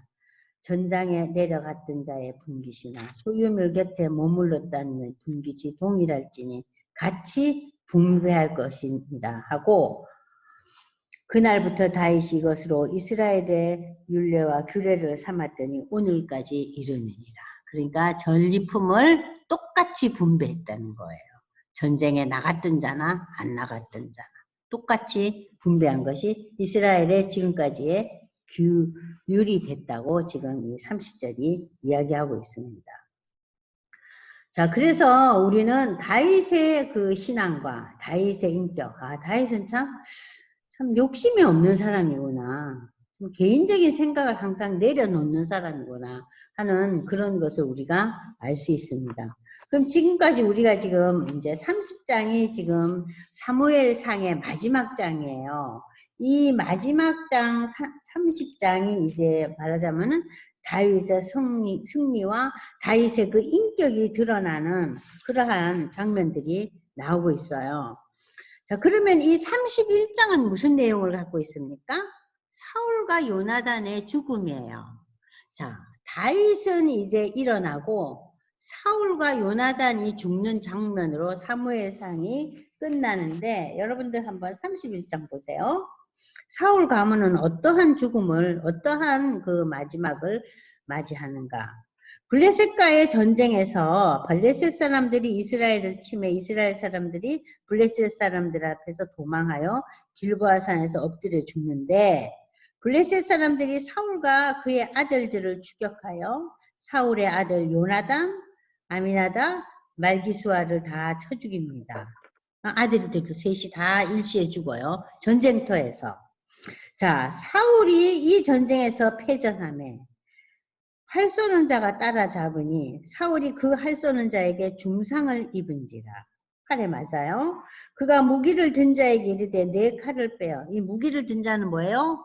사울의 그 옆에 서서 사울을 이제 지키는 자죠. 그 무기 든 자기 신하에게 부하에게 내 칼을 빼어서 나를 찌르게 해라. 저 할례 받지 않은 블레셋 사람들의 손에서 내가 죽임을 당하고 모욕당하는 게 싫다. 그게 너무 두렵다는 거예요. 그러니까 이 무기를 든 그 사울의 그 신하가 너무 두려워서 그걸 할 수가 없는 거예요. 왕을 죽일 수는 없는 거예요. 이에 여기 보세요. 4절.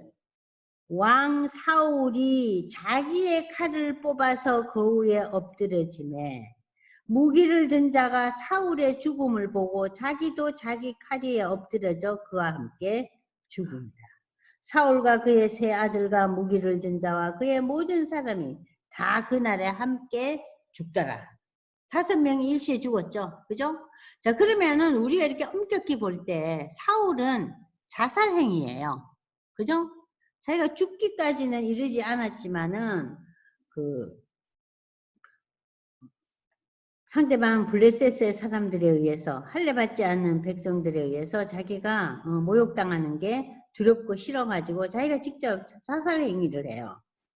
여기에서 보시면은 이제 그 아들의 그 세 아들의 전사와 사울의 자살 그리고 사울의 그 병기 든 자까지 다 이렇게 죽는 그 비참한 그 결론으로 이제 이 사무엘상 31장으로 이제 끝나요. 끝나는데 이 사울이 죽고 난 뒤에 자 여기 보세요. 그 이튿날 8절부터 봅니다. 이튿날 블레셋 사람들이 죽은 자를 벗기러 왔다가 사울과 그의 세 아들과 길보아 산에서 죽은 것을 보고 사울의 머리를 베고 그의 갑옷을 벗기고 자기들의 신당과 백성에게 알리기 위하여 그것을 블레셋 사람들의 땅 사방에 보내고 사울의 갑옷은 아스타롯의 집에 두고 그의 시체는 벳산 성벽에 못 박으며 길르앗 자 이렇게 해서 그 사울의 죽음에 대해서 이 블레셋 사람들이 백성들이 다 보게끔 만들어 놓잖아요. 그죠? 자, 그런데 11절부터 13절이 참 아주 은혜롭게 끝납니다. 길르앗 야베스 주민들이 블레셋 사람들이 사울에게 행하니 응? 사울의 시신을 갖다가 머리를 베고 갑옷을 벗기고 응? 자, 이러한 그 처참한 일을 행한 것을 듣고 모든 야베스 주민들의 장사들이 일어나 밤새도록 달려가서 그 장소에 달려가서 사울의 시체와 그 아들들의 시신들을 벳산 성벽에 올려진 그 시신들을 끌어내려 가지고 야베스에 돌아가서 거기서 불사르고 그의 뼈를 가져다가 야베스 에셀나무 아래에 장사하고 7일 동안 금식하였다. 사울과 그의 아들들의 그 시신이 이렇게 성벽에 매달려 있었잖아요. 이 처참한 꼴을 보고 이 야베스의 주민들이 장사를 치른 거예요. 그러면 왜 저들이 이렇게 장사를 치렀는가? 여기에는 스토리가 또 있죠. 자, 길르앗 야베스 거민들은 왜 이렇게 사울과 그의 자녀들을 그 죽음을 장사를 치렀는가? 첫 번째는 하나님의 기름 부음을 받은 왕과 그의 자녀들에 대한 예우를 이 야베스 거민들이 예우를 치러준 거예요. 첫 번째는. 그러니까 이 야베스 거민들이 당시 사울의 인기는 땅에 완전히 깔아앉았죠. 그죠? 그런 상황에서도 이 야베스 거민들이 하나님의 기름 부은 자에 대한 예우를 해준 거예요. 두 번째는 사울이 옛날에 이 길르앗 야베스 거민들을 도와준 것을 잊지 않고 기억했다가 사울과 사울의 자녀들의 시신을 거두어 준 거예요. 그 스토리가 사무엘상 11장에 나옵니다. 11장 한번 보실까요? 11장 1절에서 17절 보시면은 암몬 사람 나하스가 길르앗 야베스에 맞서 진을 치매 야베스 모든 사람들이 나하스에게 이르되 우리와 언약하자 그리하면 우리가 너를 섬기리라. 그러니까 지금 어때요? 아주 암몬 사람 나하스는 힘센 사람이에요. 길르앗 야베스는 연약하죠. 그러니까는 우리가 너를 섬기겠다 그러는 거예요. 그런데 이 암몬 사람 나하스가 내가 너희 오른 눈을 다 빼야 너희와 언약하리라. 내가 온 이스라엘을 이같이 모욕하리라. 야베스 장로들이 그에게 이르되 우리에게 이래 동안 말미를 줘 우리가 이스라엘 온 지역에 전령들을 보내게 하라. 만일 우리를 구원할 자가 없으면 내게 나아가리라 하니라. 이에 전령들이 사울이 사는 기브아에 이르러 이 말을 백성에게 전하며 모든 백성이 소리 높여 울더니 마침 사울이 우리가 지금 이런 위기에 처했다 하니까 백성들이냐 어쩔 줄 몰라 하고 우는 거예요. 그때 이 사울이 밭에서 소를 몰고 오다가 이르러 백성이 왜 울고 무슨 일이냐? 그들이 야베스 사람의 말을 전해줍니다. 사울이 이 말을 들을 때 하나님의 영에 크게 감동되며 자, 사울이 지금 왕이 돼가지고는 초창기에는 이렇게 하나님의 영 성령에 크게 감동을 받아서 아니 이럴 수가 있느냐 하면서 이 사울이 이 일에 개입을 합니다. 한 결의의 소를 잡아 각을 뜨고, 결의는 뭐예요? 2마리예요. 한 결의는 2마리 소예요. 그러니까 2결의는 몇이에요? 4마리 소죠. 그러니까 2마리 소를 잡아 각을 뜨고 정령들의 손으로 그것을 이스라엘 모든 지역에 두루 보내어 이르되 누구든지 나와서 사울과 사무엘을 따르지 아니하면 그의 소들도 이와 같이 하리라 하였더니, 이 소, 니네 가진 소 여기에 같이 협력하지 않으면 니네 소도 이렇게 각을 뜬다는 건 뭐예요? 죽인다는 소리 아니에요. 제물이 된다는 소리입니다. 사울이 벳색에서 그들의 수를 세어보니 이스라엘 자손이 다 모여들었어요. 30만이고 유다 사람이 3만 명이더라. 무리가 와 있는 전령들에게 너희는 길르앗 야베스 사람들에게 이같이 이르기를 내일 해가 더울 때 너희가 구원을 받으리라 하라. 전령들이 돌아가서 야베스 사람들에게 전함에 그들이 기뻐하니라. 도움는 이제 손길이 펼쳐진 걸 듣고 야베스 사람들이 기뻐하죠. 야벳 사람들이 이에 이르되 우리가 내일 너희에게 나아가리 너희 생각에 좋은 대로 우리에게 다 행하라니라. 이튿날 사울이 백성을 3교대로 나눠가지고 새벽에 적진 한가운데 들어가서 날이 더울 때까지 암몬 사람들을 치매 남은 자가 다 흩어져서 둘도 함께 한 자가 없었더라. 그러니까는 이 암몬 사람 나하스를 이제 리더로 삼은 사람들이 이 길르앗을 진을 치러 올려다가 다 떠나버리는 거예요. 이 일에 대해서 이 길르앗 야베스 주민들은 잊지 않고 사울의 죽음과 그 아들들의 죽음에 대해서 이제 장사를 치러주는 거예요. 그러니까는 사무엘상 이 31장은 굉장히 이제 정리가 되면서 끝나요. 자, 어떻게 정리됩니까? 이제 사울의 시대는 끝났어요. 아들 셋도 다 죽었어요. 이제 시대는 어디로 넘어갑니까? 다윗의 시대가 전개된다는 얘기겠죠. 자, 그러면서 여러분들이 10페이지로 다시 넘어갑니다. 이제 사무엘상이 끝나고 있는데 우리가 지난번에 그 나눔에서 언약궤에 대해서는 공부를 했죠.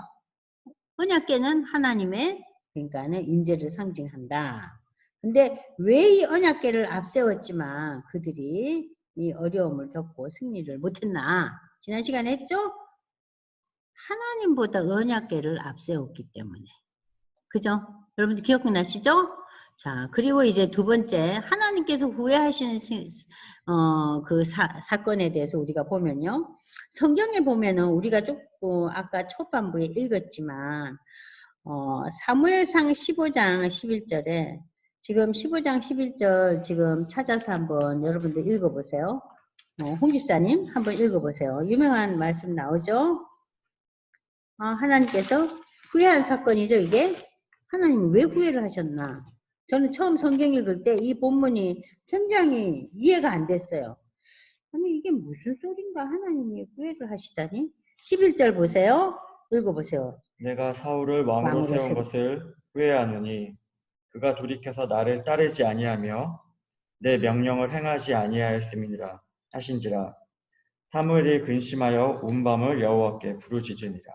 네, 그 다음에 11절 뒤에 35절 읽어보세요.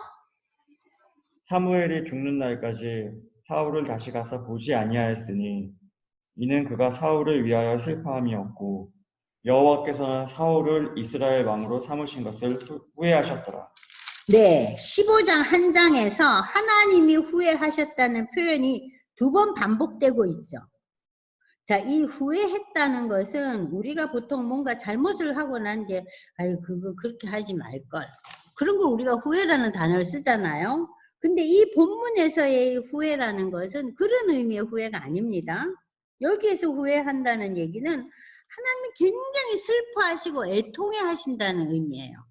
그러니까 우리말 성경 번역이 잘못된 거예요. 그러니까 여러분들이 이 15장 11절을 다시 보면은 내가 사울을 왕으로 세운 것을 너무 애통해다. 너무 슬프다. 응? 그가 돌이켜서 나를 따르지 아니하면 내 명령을 행하지 않는데 내가 저 사울 왕으로 세운 게 너무 마음이 아프고 슬프다. 너무 애통하다. 이렇게 번역이 돼야 되고, 또 그 35절도 사무엘이 죽는 날까지 사울을 다시 가서 보지 아니하였으니 이는 그가 사울을 위하여 슬퍼했고 여호와께서는 사울을 이스라엘 왕 삼으신 것을 애통해 하셨다. 너무 마음이 아프셨더라. 그렇게 여러분들이 성경책 옆에다가 써놓으세요. 저는 그래서 이 본문들이 참 이해가 안 됐어요. 하나님이 부여하신 일이 있나? 너무 이상하다. 그럼 성경에서 이러한 그 일들이 몇 번 있었어요? 여러분들 신명기 32장 36절 한번 보세요. 신명기 32장 36절. 자, 신명기는 모세의 설교죠? 32장 36절. 자, 가나안으로 들어가기 전에 이스라엘 백성을 향해서 모세가 지금 설교하는 장면이에요. 자, 32장 36절 찾았었어요. 참으로 여호와께서 자기 백성을 판단하시고 그 종들을 불쌍히 여기시리니 곧 그들의 무력함과 갇힌 자나 노인자가 없음을 보시는 때로다. 또한 그가 말씀하시기를 그들의 신들이 어디 있으며 그들이 피하던 반석이 어디 있느냐. 여기에 보면은요. 여기에서는 후회라는 표현이 없지만 하나님께서 굉장히 마음이 아픈 그런 장면이 나옵니다. 이스라엘 백성들을 향해서. 그 다음에 사무엘하 24장 16절이 나옵니다. 어째 저들이 저렇게 말을 안 듣냐 이거예요. 사무엘하 24장 16절. 자, 이제 홍 집사님 읽어보세요. 사무엘하 24장 16절. 시작. 천사가 예루살렘을 향하여 그의 손을 들어 멸하려 하더니 여호와께서 이 재앙 내리심을 뉘우치사 백성을 멸하는 천사에게 이르시되 족하다. 이제는 내 손을 거두라 하시니 여호와의 사자가 여부스 사람 아라우나의 타작마당 곁에 있는지라. 자, 이 24장은 인구조사를 하고 난 뒤에 하나님께서 이제 다윗에게 이제 벌을 주잖아요. 인구조사에 대한 다윗의 자기를 내세우고 자기를 주장하고 모든 것이 내가 뭔가 이루어졌다는 것을 내보이기 위한 그러한 그 인구조사에 대해서 하나님께서 이제 벌을 주시죠. 근데 이제 이 벌 가운데서 이제 많은 사람들이 7만의 사람 백성이 죽어요. 전염병이 나서. 뭐 이때는 어떤 전염병인지 모르겠어요. 뭐 코로나19보다 더 힘든 병인지 하여튼 7만 명이 죽어요. 이때 하나님께서 이 재앙 내리심을 뉘우치사, 후회하사 이게 나와요. 이 재앙에 대해서 너무 슬퍼하셨다는 거. 그러니까는 하나님께서도 때로는 어떤 역사를 일으키시고 난 뒤에 그 부분에서 굉장히 애통해하시고 슬퍼하시는 그러한 사례가 이제 성경에 나타나고 있어요. 그러니까 여러분들이 지금 구약에서 하나님께서 사울을 왕으로 세우신 거. 그리고 이제 이스라엘 백성들이 그 출애굽하면서 그 마지막 이제 들어가기 전에 그 모세를 통해서 말씀을 줄 때 이 이스라엘 백성들의 지나온 40년을 이제 지금 설교하고 있잖아요. 들어가기 전에. 그때 그 백성들의 부도덕함, 불신앙 이런 거에 대해서 하나님 굉장히 마음이 슬프셨다. 애통해 하셨다. 그리고 다윗이 그렇게 인격적이고 그렇게 하나님께 모든 것을 의존하고 의논했던 다윗이 자기를 내세우고 자신의 그 수고와 노력을 많은 사람들에게 펼쳐 보이려고 이 인구조사, 그 백성들이 얼마나 되느냐 하는 인구조사하는 걸 보고 하나님께서 벌로다가 전염병을 내려서 하루아침에 수많은 사람을 쳐 죽이잖아요. 그 사건에 대해서도 하나님 굉장히 애통해 하셨다. 그러니까 하나님께서는 역사를 주관하시고 때로는 우리에게 심판하시고 벌도 주시고 또 참 어려움도 주시지만 하나님께서 이렇게 마음 아파하시고 슬퍼하시는 그러한 사건들도 성경에 이렇게 제시되고 있어요.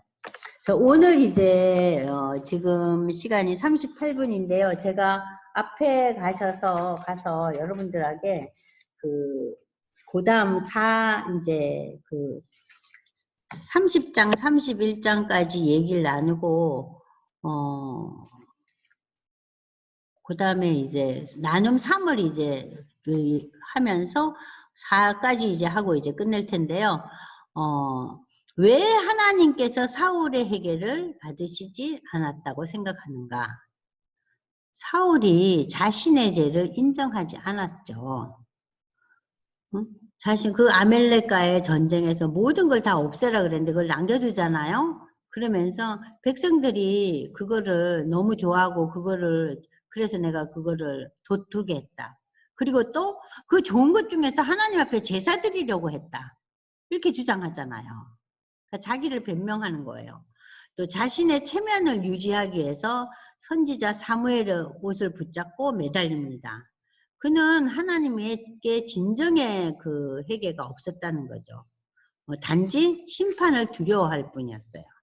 범죄 이후 하나님 앞에서 자복하며 회개함으로 은혜를 입은 다윗과 대조적이라고 제가 아까 강의를 했는데, 자 여기에서 우리가 참 우리의 그 여러 가지 그 삶의 방법이나 또 우리의 그 삶의 태도가 다윗을 닮았어요, 사울을 닮았어요? 저는 앞만 봐도 사울 같아요. 네? 아, 좋은 거 좀 챙기지 그거를 다 버리다니 얼마나 아까웠겠어요. 좋은 거 좀 챙기고 챙긴 것 중에서 하나님께 또 드리고 또 백성도 갖고 나도 갖고 그야말로 모두가 좋지 않나. 그러니까 인간적인 생각을 하는 거예요. 그 하나님께서 가장 싫어하신다는 거. 그런 부분이 이제 사울이 회개하기가 어려웠다는 거예요. 그래서 우리가 이 진정한 회개라는 것은 자신의 문제와 그 불신앙에 대한 것을 자복하는 거예요. 인정하는 거예요. 자복은 인정하고 난 뒤에 거기에 대한 터닝이에요. 터닝이 없으면은 이것은 결코 회개가 아니죠. 자, 우리가 아까 그 나눔 4번에 가서요.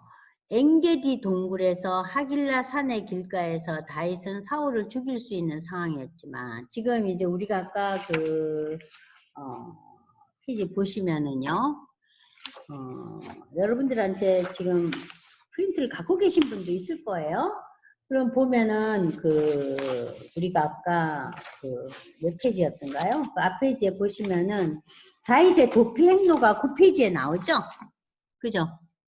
9페이지에 다윗의 도피 행로 중에서 여기 지금 나눔사에서 지금 이야기하고 있는 것은 엔게디 동굴과 하길라 산의 길가에서 다윗은 사울을 죽일 수 있는 상황이었지만 살려준다.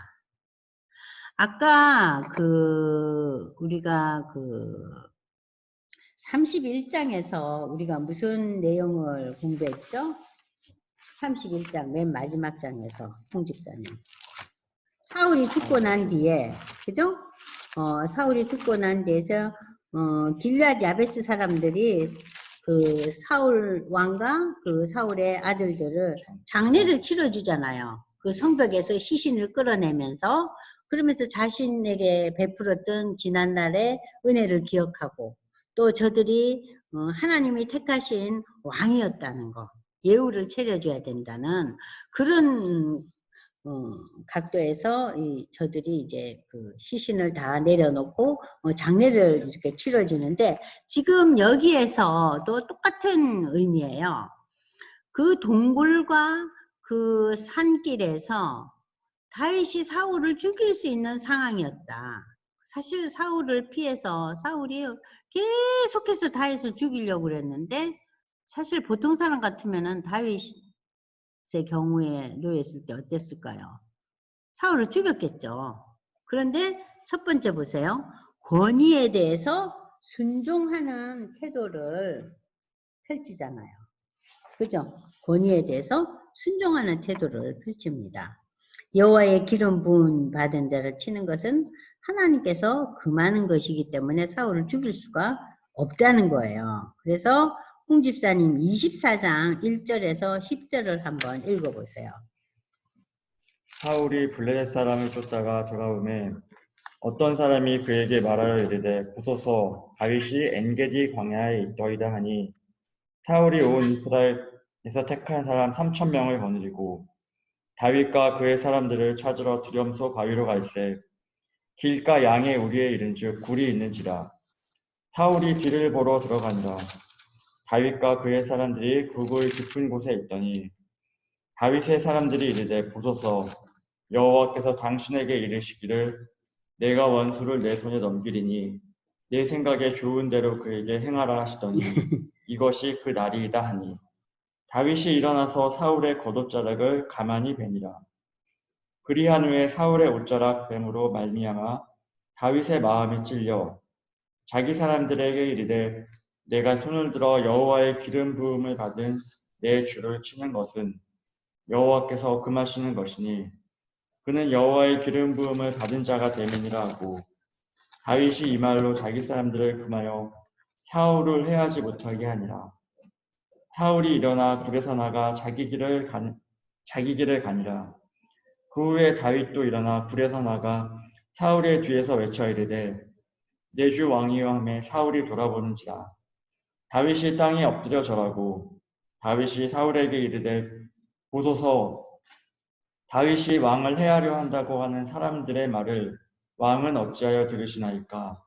오늘 여호와께서 불에서 왕을 내 손에 넘기신 것을 왕이 아셨을 것이니이다. 어떤 사람이 나를 권하여 왕을 죽이라 하였으나 내가 왕을 아껴 말하기를 나는 내 손을 들어 내 주를 해하지 아니하리니 그는 여호와의 기름 부음을 받은 자이기 때문이라 하였나이다. 네. 자, 여기 보면, 자, 다윗은 사울이 왕이라는 거예요. 하나님의 기름 부음을 받은 자다. 자, 24장 3절을 보세요. 길가 양의 우리에 이른즉 굴이 있는지라 사울이 뒤를 보러 가니라. 뒤를 보러 간다는 것이 뭐예요? 그러니까 화장실 가는 의미예요. 그러니까 화장실을 갈 때 다윗과 그의 사람들이 그 물 깊은 곳에 있으면서 이걸 발견을 해요. 자, 그때 이 사울 왕을 쳐 죽일 수 있었다는 거죠. 근데 이 다윗의 태도는 어때요? 자, 여기 그대로 나타나고 있잖아요. 그 다음에 26장 보세요. 26장에도 똑같은 얘기가 나옵니다. 26장 1절에서 11절까지 보시면은 한번 읽어보세요. 10사람이 기브아에 와서 사울에게 말하여 이르되 다윗이 광야 파길라 산에 숨어 있지 아니하였나이까 하매 사울이 일어나 십 광야에서 다윗을 찾으려고 이스라엘에서 택한 사람 3,000명과 함께 십 광야로 내려가서 사울이 광야 파길라 산길가에 진치니라. 다윗이 광야에 있었더니 사울이 자기를 따라 광야로 들어옴을 알고 이에 다윗이 정탐꾼을 보내어 사울이 과연 이른 줄 알고 다윗이 일어나 사울이 진친 곳에 이르러 사울과 네레의 아들 군사령관 아브넬이 머무는 곳을 본즉 사울이 진영 가운데에 누웠고 백성은 그를 둘러 진쳤더라. 이에 다윗이 햇사람 아히멜렉과 스루아의 아들 요압의 아우 아비새에게 물어 이르되 누가 나와 더불어 진영에 내려가서 사울에게 이르겠느냐 하니 아비새가 이르되 내가 함께 가겠나이다. 다윗과 아비새가 밤에 그 백성에게 나아가 본즉 사울이 진영 가운데 누워 자고 창은 머리 곁땅에 꽂혀 있고 아브넬과 백성들을 그를 둘러 누웠는지라. 아비새가 다윗에게 이르되 하나님이 오늘 당신의 원수를 당신의 손에 넘기셨나이다. 그러므로 청하오니 내가 창으로 그를 찔러서 단번에 땅에 꽂게 하소서. 내가 그를 두 번 찌를 것이 없으리이다 하니 다윗이 아비새에게 이르되 죽이지 말라. 누구든지 손을 들어 여호와의 기름 부은 자들 치면 죄가 없겠느냐 하고 또 다윗이 또 이르되 여호와께서 살아계심을 두고 맹세하노니 여호와께서 그를 치시리니 혹은 죽을 날이 이르거나 또는 전장에 나가서 망하리라. 내가 손을 들어 여호와의 기름 부음 받은 자를 치는 것을 여호와께서 금하시나니 너는 그의 머리 곁에 있는 창과 물병만 가지고 가자 하고. 자, 다윗이 사울의 머리 곁에서 창과 물병을 가지고 떠나가되 아무도 보거나 눈치채지 못하고 깨어있는 사람도 없었으니 이는 여호와께서 그들을 깊이 잠들게 하셨으므로 그들이 다 잠들어 있었기 때문이다. 자, 이 26장의 사건 기브아에서 자, 사울 왕을 이제 완전히 이제 골아 떨어져서 이제 뭐 이제 누워 있는데 이 상황에서도 이제 다윗이 사울을 죽일 수 있지만 여기서도 똑같은 얘기하죠. 하나님의 기름 부음 받을 자를 어떻게 할 수가 없다는 거. 하나님이 대신 나를 치신다 이런 얘기를 하고 있어요. 그래서 이제 우리는 여러분들 보시면은 이 하나님의 권위에 여호와의 기름 부은 자를 치는 것은 하나님이 검하시니까 사울을 죽일 수 없다고 분명히 말합니다. 이처럼 다윗은 하나님께서 기름 부음 받은 자를 사람이 함부로 죽일 수 없다는 태도를 두 번이나 동일하게 반복해서 지금 취하고 있어요. 여기서 볼 수 있는 것은 지금 사울 왕과 다윗의 관계가 어떤 관계예요? 지금 한 사람은 아차하면 죽는 거 아니에요. 잡히기만 하면. 그런 상황인데도 다윗이 이런 태도를 취한다는 것은 하나님의 성령의 감동이 없이는 이건 할 수가 없는 일이죠. 그 다음에 그 다윗의 그 신앙적인 태도를 한번 보시면은 다윗은 자신이 사울을 해칠 의사가 전혀 없다는 것을 밝히고 피해의식에 사로잡혀 다윗을 죽이려는 사울의 처사가 하나님 앞에 이것이 어리석은 죄이다는 것을 지적하고 있어요. 그래서 다윗은 악에 지지 않고 선으로 악을 이기는 신앙의 모범을 실천한 인물입니다. 이는 하나님이 재판장이시라는 거죠. 그래서 하나님이 신원한다는 것은 하나님께서 그 죄에 대해서 재판하신다는 거예요. 그러니까 내가 너무 억울하다. 내가 너무 이 일에 억울하다. 하나님, 신원하시는 하나님, 심판하시는 하나님, 이 일을 하나님이 다스려 주세요. 그것은 내가 직접 그 억울함을 당하게 만든 존재를 향해서 칼을 던지지 않는다는 거예요. 그래서 여러분들 오늘 이제 마지막으로 로마서 12장 21절을 읽고 이제 오늘 마무리하겠습니다. 여러분들 바울이 로마서에 이제 어떤 이야기를 하고 있냐. 로마서 12장은 믿음의 사람들의 어떻게 살아야 될지 그것을 제시하는 믿음의 사람들의 삶에 대한 얘기죠. 자, 믿음의 사람들은 자 여기 보세요. 21절 아주 간단한 표현입니다. 악에 지지 말고 선으로 악을 이기라. 자, 이러한 것을 이제 구체적인 삶의 모범으로 보인 자가 이제 이 다윗의 생애에서 이 부분에서 이제 다윗의 그 삶이 악에 지지 않고 선으로 악을 이긴 대표적인 케이스가 아니겠는가. 그래서 제가 로마서를 이제 읽어봤습니다. 이는 하나님이 재판장이심을 알고 하나님께서 자신을 구해주신다는 믿음이 있었기 때문에 다윗은 이러한 태도로 동일하게 계속해서 이 10여 년의 그 도망자 생활 가운데서도 실수하지 않고 자신의 태도를 아주 계속해서 이어가고 있습니다. 그러면서 이 사무엘상은 다윗과 사울의 생애가 이제 극명하게 대조적인 모습을 보이고 있어요. 그래서 사울은 완전히 멸망하고 그러나 멸망 가운데서도 사울과 그 아들을 장사 지르는 길랏 야베스 거민들의 얘기로 이제 이 사무엘상이 끝나고 있어요. 그리고 이제 이 사무엘상의 마지막 부분의 주류를 이루고 있었던 다윗의 이제 도망자 생활이 마무리되고 있는 거예요. 자, 그러면 여러분들한테 끝나기 전에 제가 이제 이번 주 배운 것도 좀 읽어보시지만 아까 제가 얘기 드렸죠. 시편 57편은 아둘람 굴에서 바울이 쓴 그 시편이죠. 57편. 그리고 시편 56편 기록하세요. 가드왕 아기스에게 나타나서 미친 척하면서 수염에 침을 질질 흘리는 다윗의 모습 아까 우리가 보았죠. 그 56편은 그 상황에서 기록한 시편이에요. 그리고 시편 59편은 사울 왕이 다윗을 죽이려 하는 사건, 특별히 사무엘상 19장 1절에서 14절을 배경으로 하고 있어요.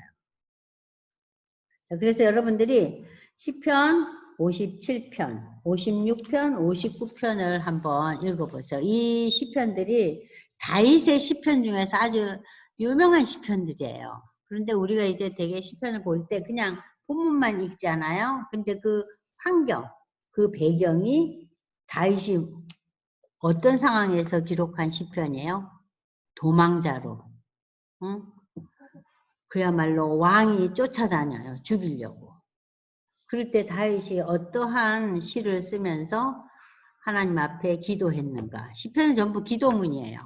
그래서 여러분들이 어려울 때, 힘들 때, 고난의 장을 걸을 때 이 시편 56편, 57편, 59편을 읽고 묵상하게 되면은 굉장히 위로가 되고 힘이 되는 시편들입니다. 그래서 참고하시기 바랍니다. 자, 집사님 이거 열어주실래요? 열어주시고 집사님들 공유 이제 중지하고, 자, 집사님들 이제 소음 제거해 주시고, 뭐 얘기하시고 싶은 거 한 3, 4분 얘기하시면은 제가 들을 수 있거든요. 자, 왜 이렇게 켜져 있죠? 자, 조원숙 씨 얘기해 보세요. 어떠셨어요? 네. 너무 복잡해요? 아니요, 성경에 무지한 저인데, 네. 조금씩 이해가 되는 것 같은데, 좀 더 저는 노력이 필요할 것 같아요. 전도사님 네. 오늘 너무너무 좋은 강의 훌륭했고 감사했습니다. 네. 아이고, 그렇게 뭐 칭찬하면 또 내가 또 너무 민망하네요. 아니요, 충분히 받으실 만하고 저 무지한 저가 일부 조금 들어간 것 같아요. 집중해서 잘 들었습니다. 네, 곽희수 권사님 어떠셨어요? 잘 읽으셨어요? 네, 저는 저기 유순희 권사님이 강제로 하라 그래가지고 들었거든요. 강제로. 예, 막 이거 그래서 저는 이거 좀 많이 아는 건데 뭐 들어야 되냐. 네, 근데 처음에 소리가 안 들렸다가 나중에 이제 소리 듣는 걸 알게 돼가지고 네, 저기 오늘 저는 이렇게 받아 적는 게 이제 습관돼서 받았는데 그 네. 기도할 때 있잖아요. 네, 제가 조금 최근에 굉장히 좀 어려운 문제가 있었는데 우리가 그 어떤 우리가 잘못 판단했을 때 기도를 쉬지 않고 하나님의 뜻을 찾고 그렇게 하는 게 믿음의 기도 많이 하는 사람들이 자세다. 네, 그것을 제가 이제 최근에 어떤 결과가 그것이 결정나면서 제가 굉장히 억울했거든요. 네, 근데 그 억울한 것도 하나님의 응답이다. 네, 그렇게 해서 좀 그렇게 억지로 제가 이제 마음을 다스렸는데 오늘 말씀에서 네. 확정을 했습니다. 네. 억울함도 감사합니다. 진행형이에요. 끝났어요. 이제 억울하게 했는데 네. 그게 네. 10년간 끌다가 네, 결정이 나버렸어요. 근데 이제 네, 정확하게 결정이 났어요. 네, 그래도 뭐 이렇게 건강을 지금 이제 주식 같은 거 하다가 완전 망한 사람들 많잖아요. 네, 그거는 아니 그렇게 생각으로 우리도 뭐 만약에 주식에서 망한 거랑 마찬가지로 여기자. 그래서 그런 어떤 거에 굉장히 많이 이제 그리고 지금 제가 조금 다쳐갖고요. 네, 꼼짝을 못 하거든요. 네, 외출도 못 하고 하나님이 더 붙들어 놓은 것 같아요. 그래서 이 말씀을 더 보는 것 같아요. 네. 감사합니다. 감사합니다. 네, 김정미 집사님이신가요?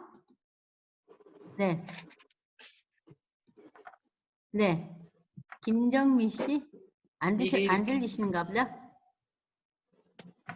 안 들리세요? 네. 김정미는 음소거 돼 있는데요. 네, 잘 들리는데요, 지금 저한테는? 잘 들립니다. 잘 들려요. 저는 김정이고요. 김 누구요? 제가 보니까 네. 저는 김정이고요. 네네네네. 김정미 집사님도 있는데 그냥 네, 제가 맞아요. 그냥 말씀드릴게요.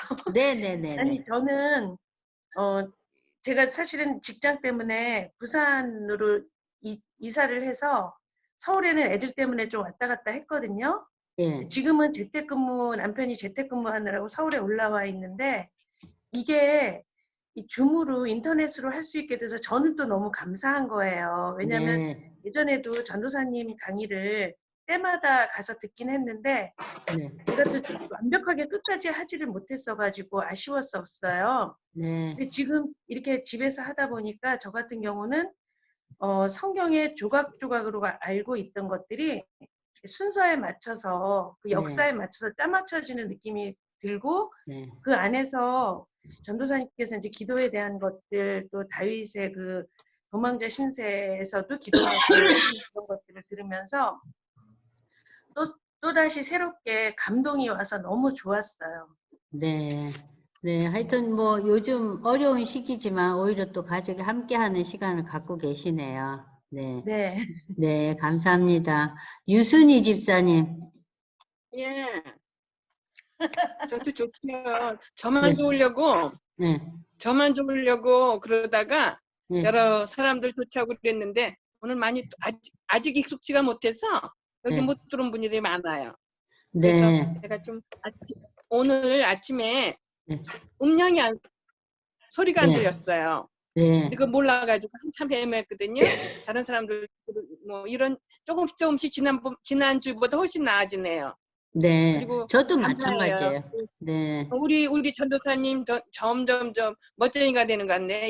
이런 동영상 강의도 해주시고. 근데 제가 감사해요. 사실은 네, 너무 이 기기를 제대로 못 맞아가지고 지금 우리 홍 집사님이 많이 애쓰고 또 우리 최 목사님이 많이 도와주시고 그래서 이만큼 왔는데 오늘 이제 우리가 사무엘 상은 말하자면은 그 사무엘이 얻어지는 과정 한나 얘기부터 나오잖아요. 그죠? 그 사무엘과 사울의 이야기들 그리고 막판에 와서 이제 다윗이 부상하는 거죠. 다윗 그리고 이제 사무엘 하에 가서는 다윗의 그 위대한 다윗이 어떻게 또 실수하는가 그런 얘기들이 이제 펼쳐질 거예요. 그래서 여러분들이 성경을 이렇게 전체적으로 읽는 그런 계기가 됐으면 좋겠어요. 감사하고 또 우리 기도하고 이 시간 마무리하겠습니다. 하나님 아버지 감사합니다. 짧은 시간이었지만 우리가 성경을 함께 읽으며 또 해석하면서 우리가 어떻게 살아야 할지 또 믿는 사람으로서 우리의 태도가 어찌해야 될지 여러 가지를 생각하며 또 결단할 수 있는 그러한 기회 주심을 감사드립니다. 우리의 심성이 이 세상에 많은 것들을 누리고 취하고 성취하기보다는 하나님의 인도하심이 어디에 있는가? 하나님의 뜻은 무엇인가? 하나님 생각은 어떠실까? 이러한 데 더 깊이 생각하며 살아가는 그러한 지혜로운 믿음의 사람들로 주님 축복하시고 인도하여 주시옵소서. 이제 내일은 우리나라가 참 여러 가지로 어려운 상황 속에서 선거를 치르는 날입니다. 하나님 이 선거의 결과가 어떠하든지 간에 이 대한민국을 하나님의 다스림 안에 있을 수 있도록 하나님의 다스림이 정말 눈동자와 같이 지켜줄 수 있는 귀한 나라가 될 수 있도록 하나님 축복하시고 이 선거로 인해서 우리가 더 이상 불협화음을 일으키는 나라가 되지 않고 하나 되는 나라가 될 수 있도록 하나님 함께하여 주시옵소서. 한 주 동안도 우리가 사무엘 상하를 읽어가면서 놀라운 은혜를 입는 다음 한 주가 되게 하나님 도와주시옵소서. 감사드리며 예수님 이름으로 기도드리옵나이다. 아멘. 아멘. 감사합니다.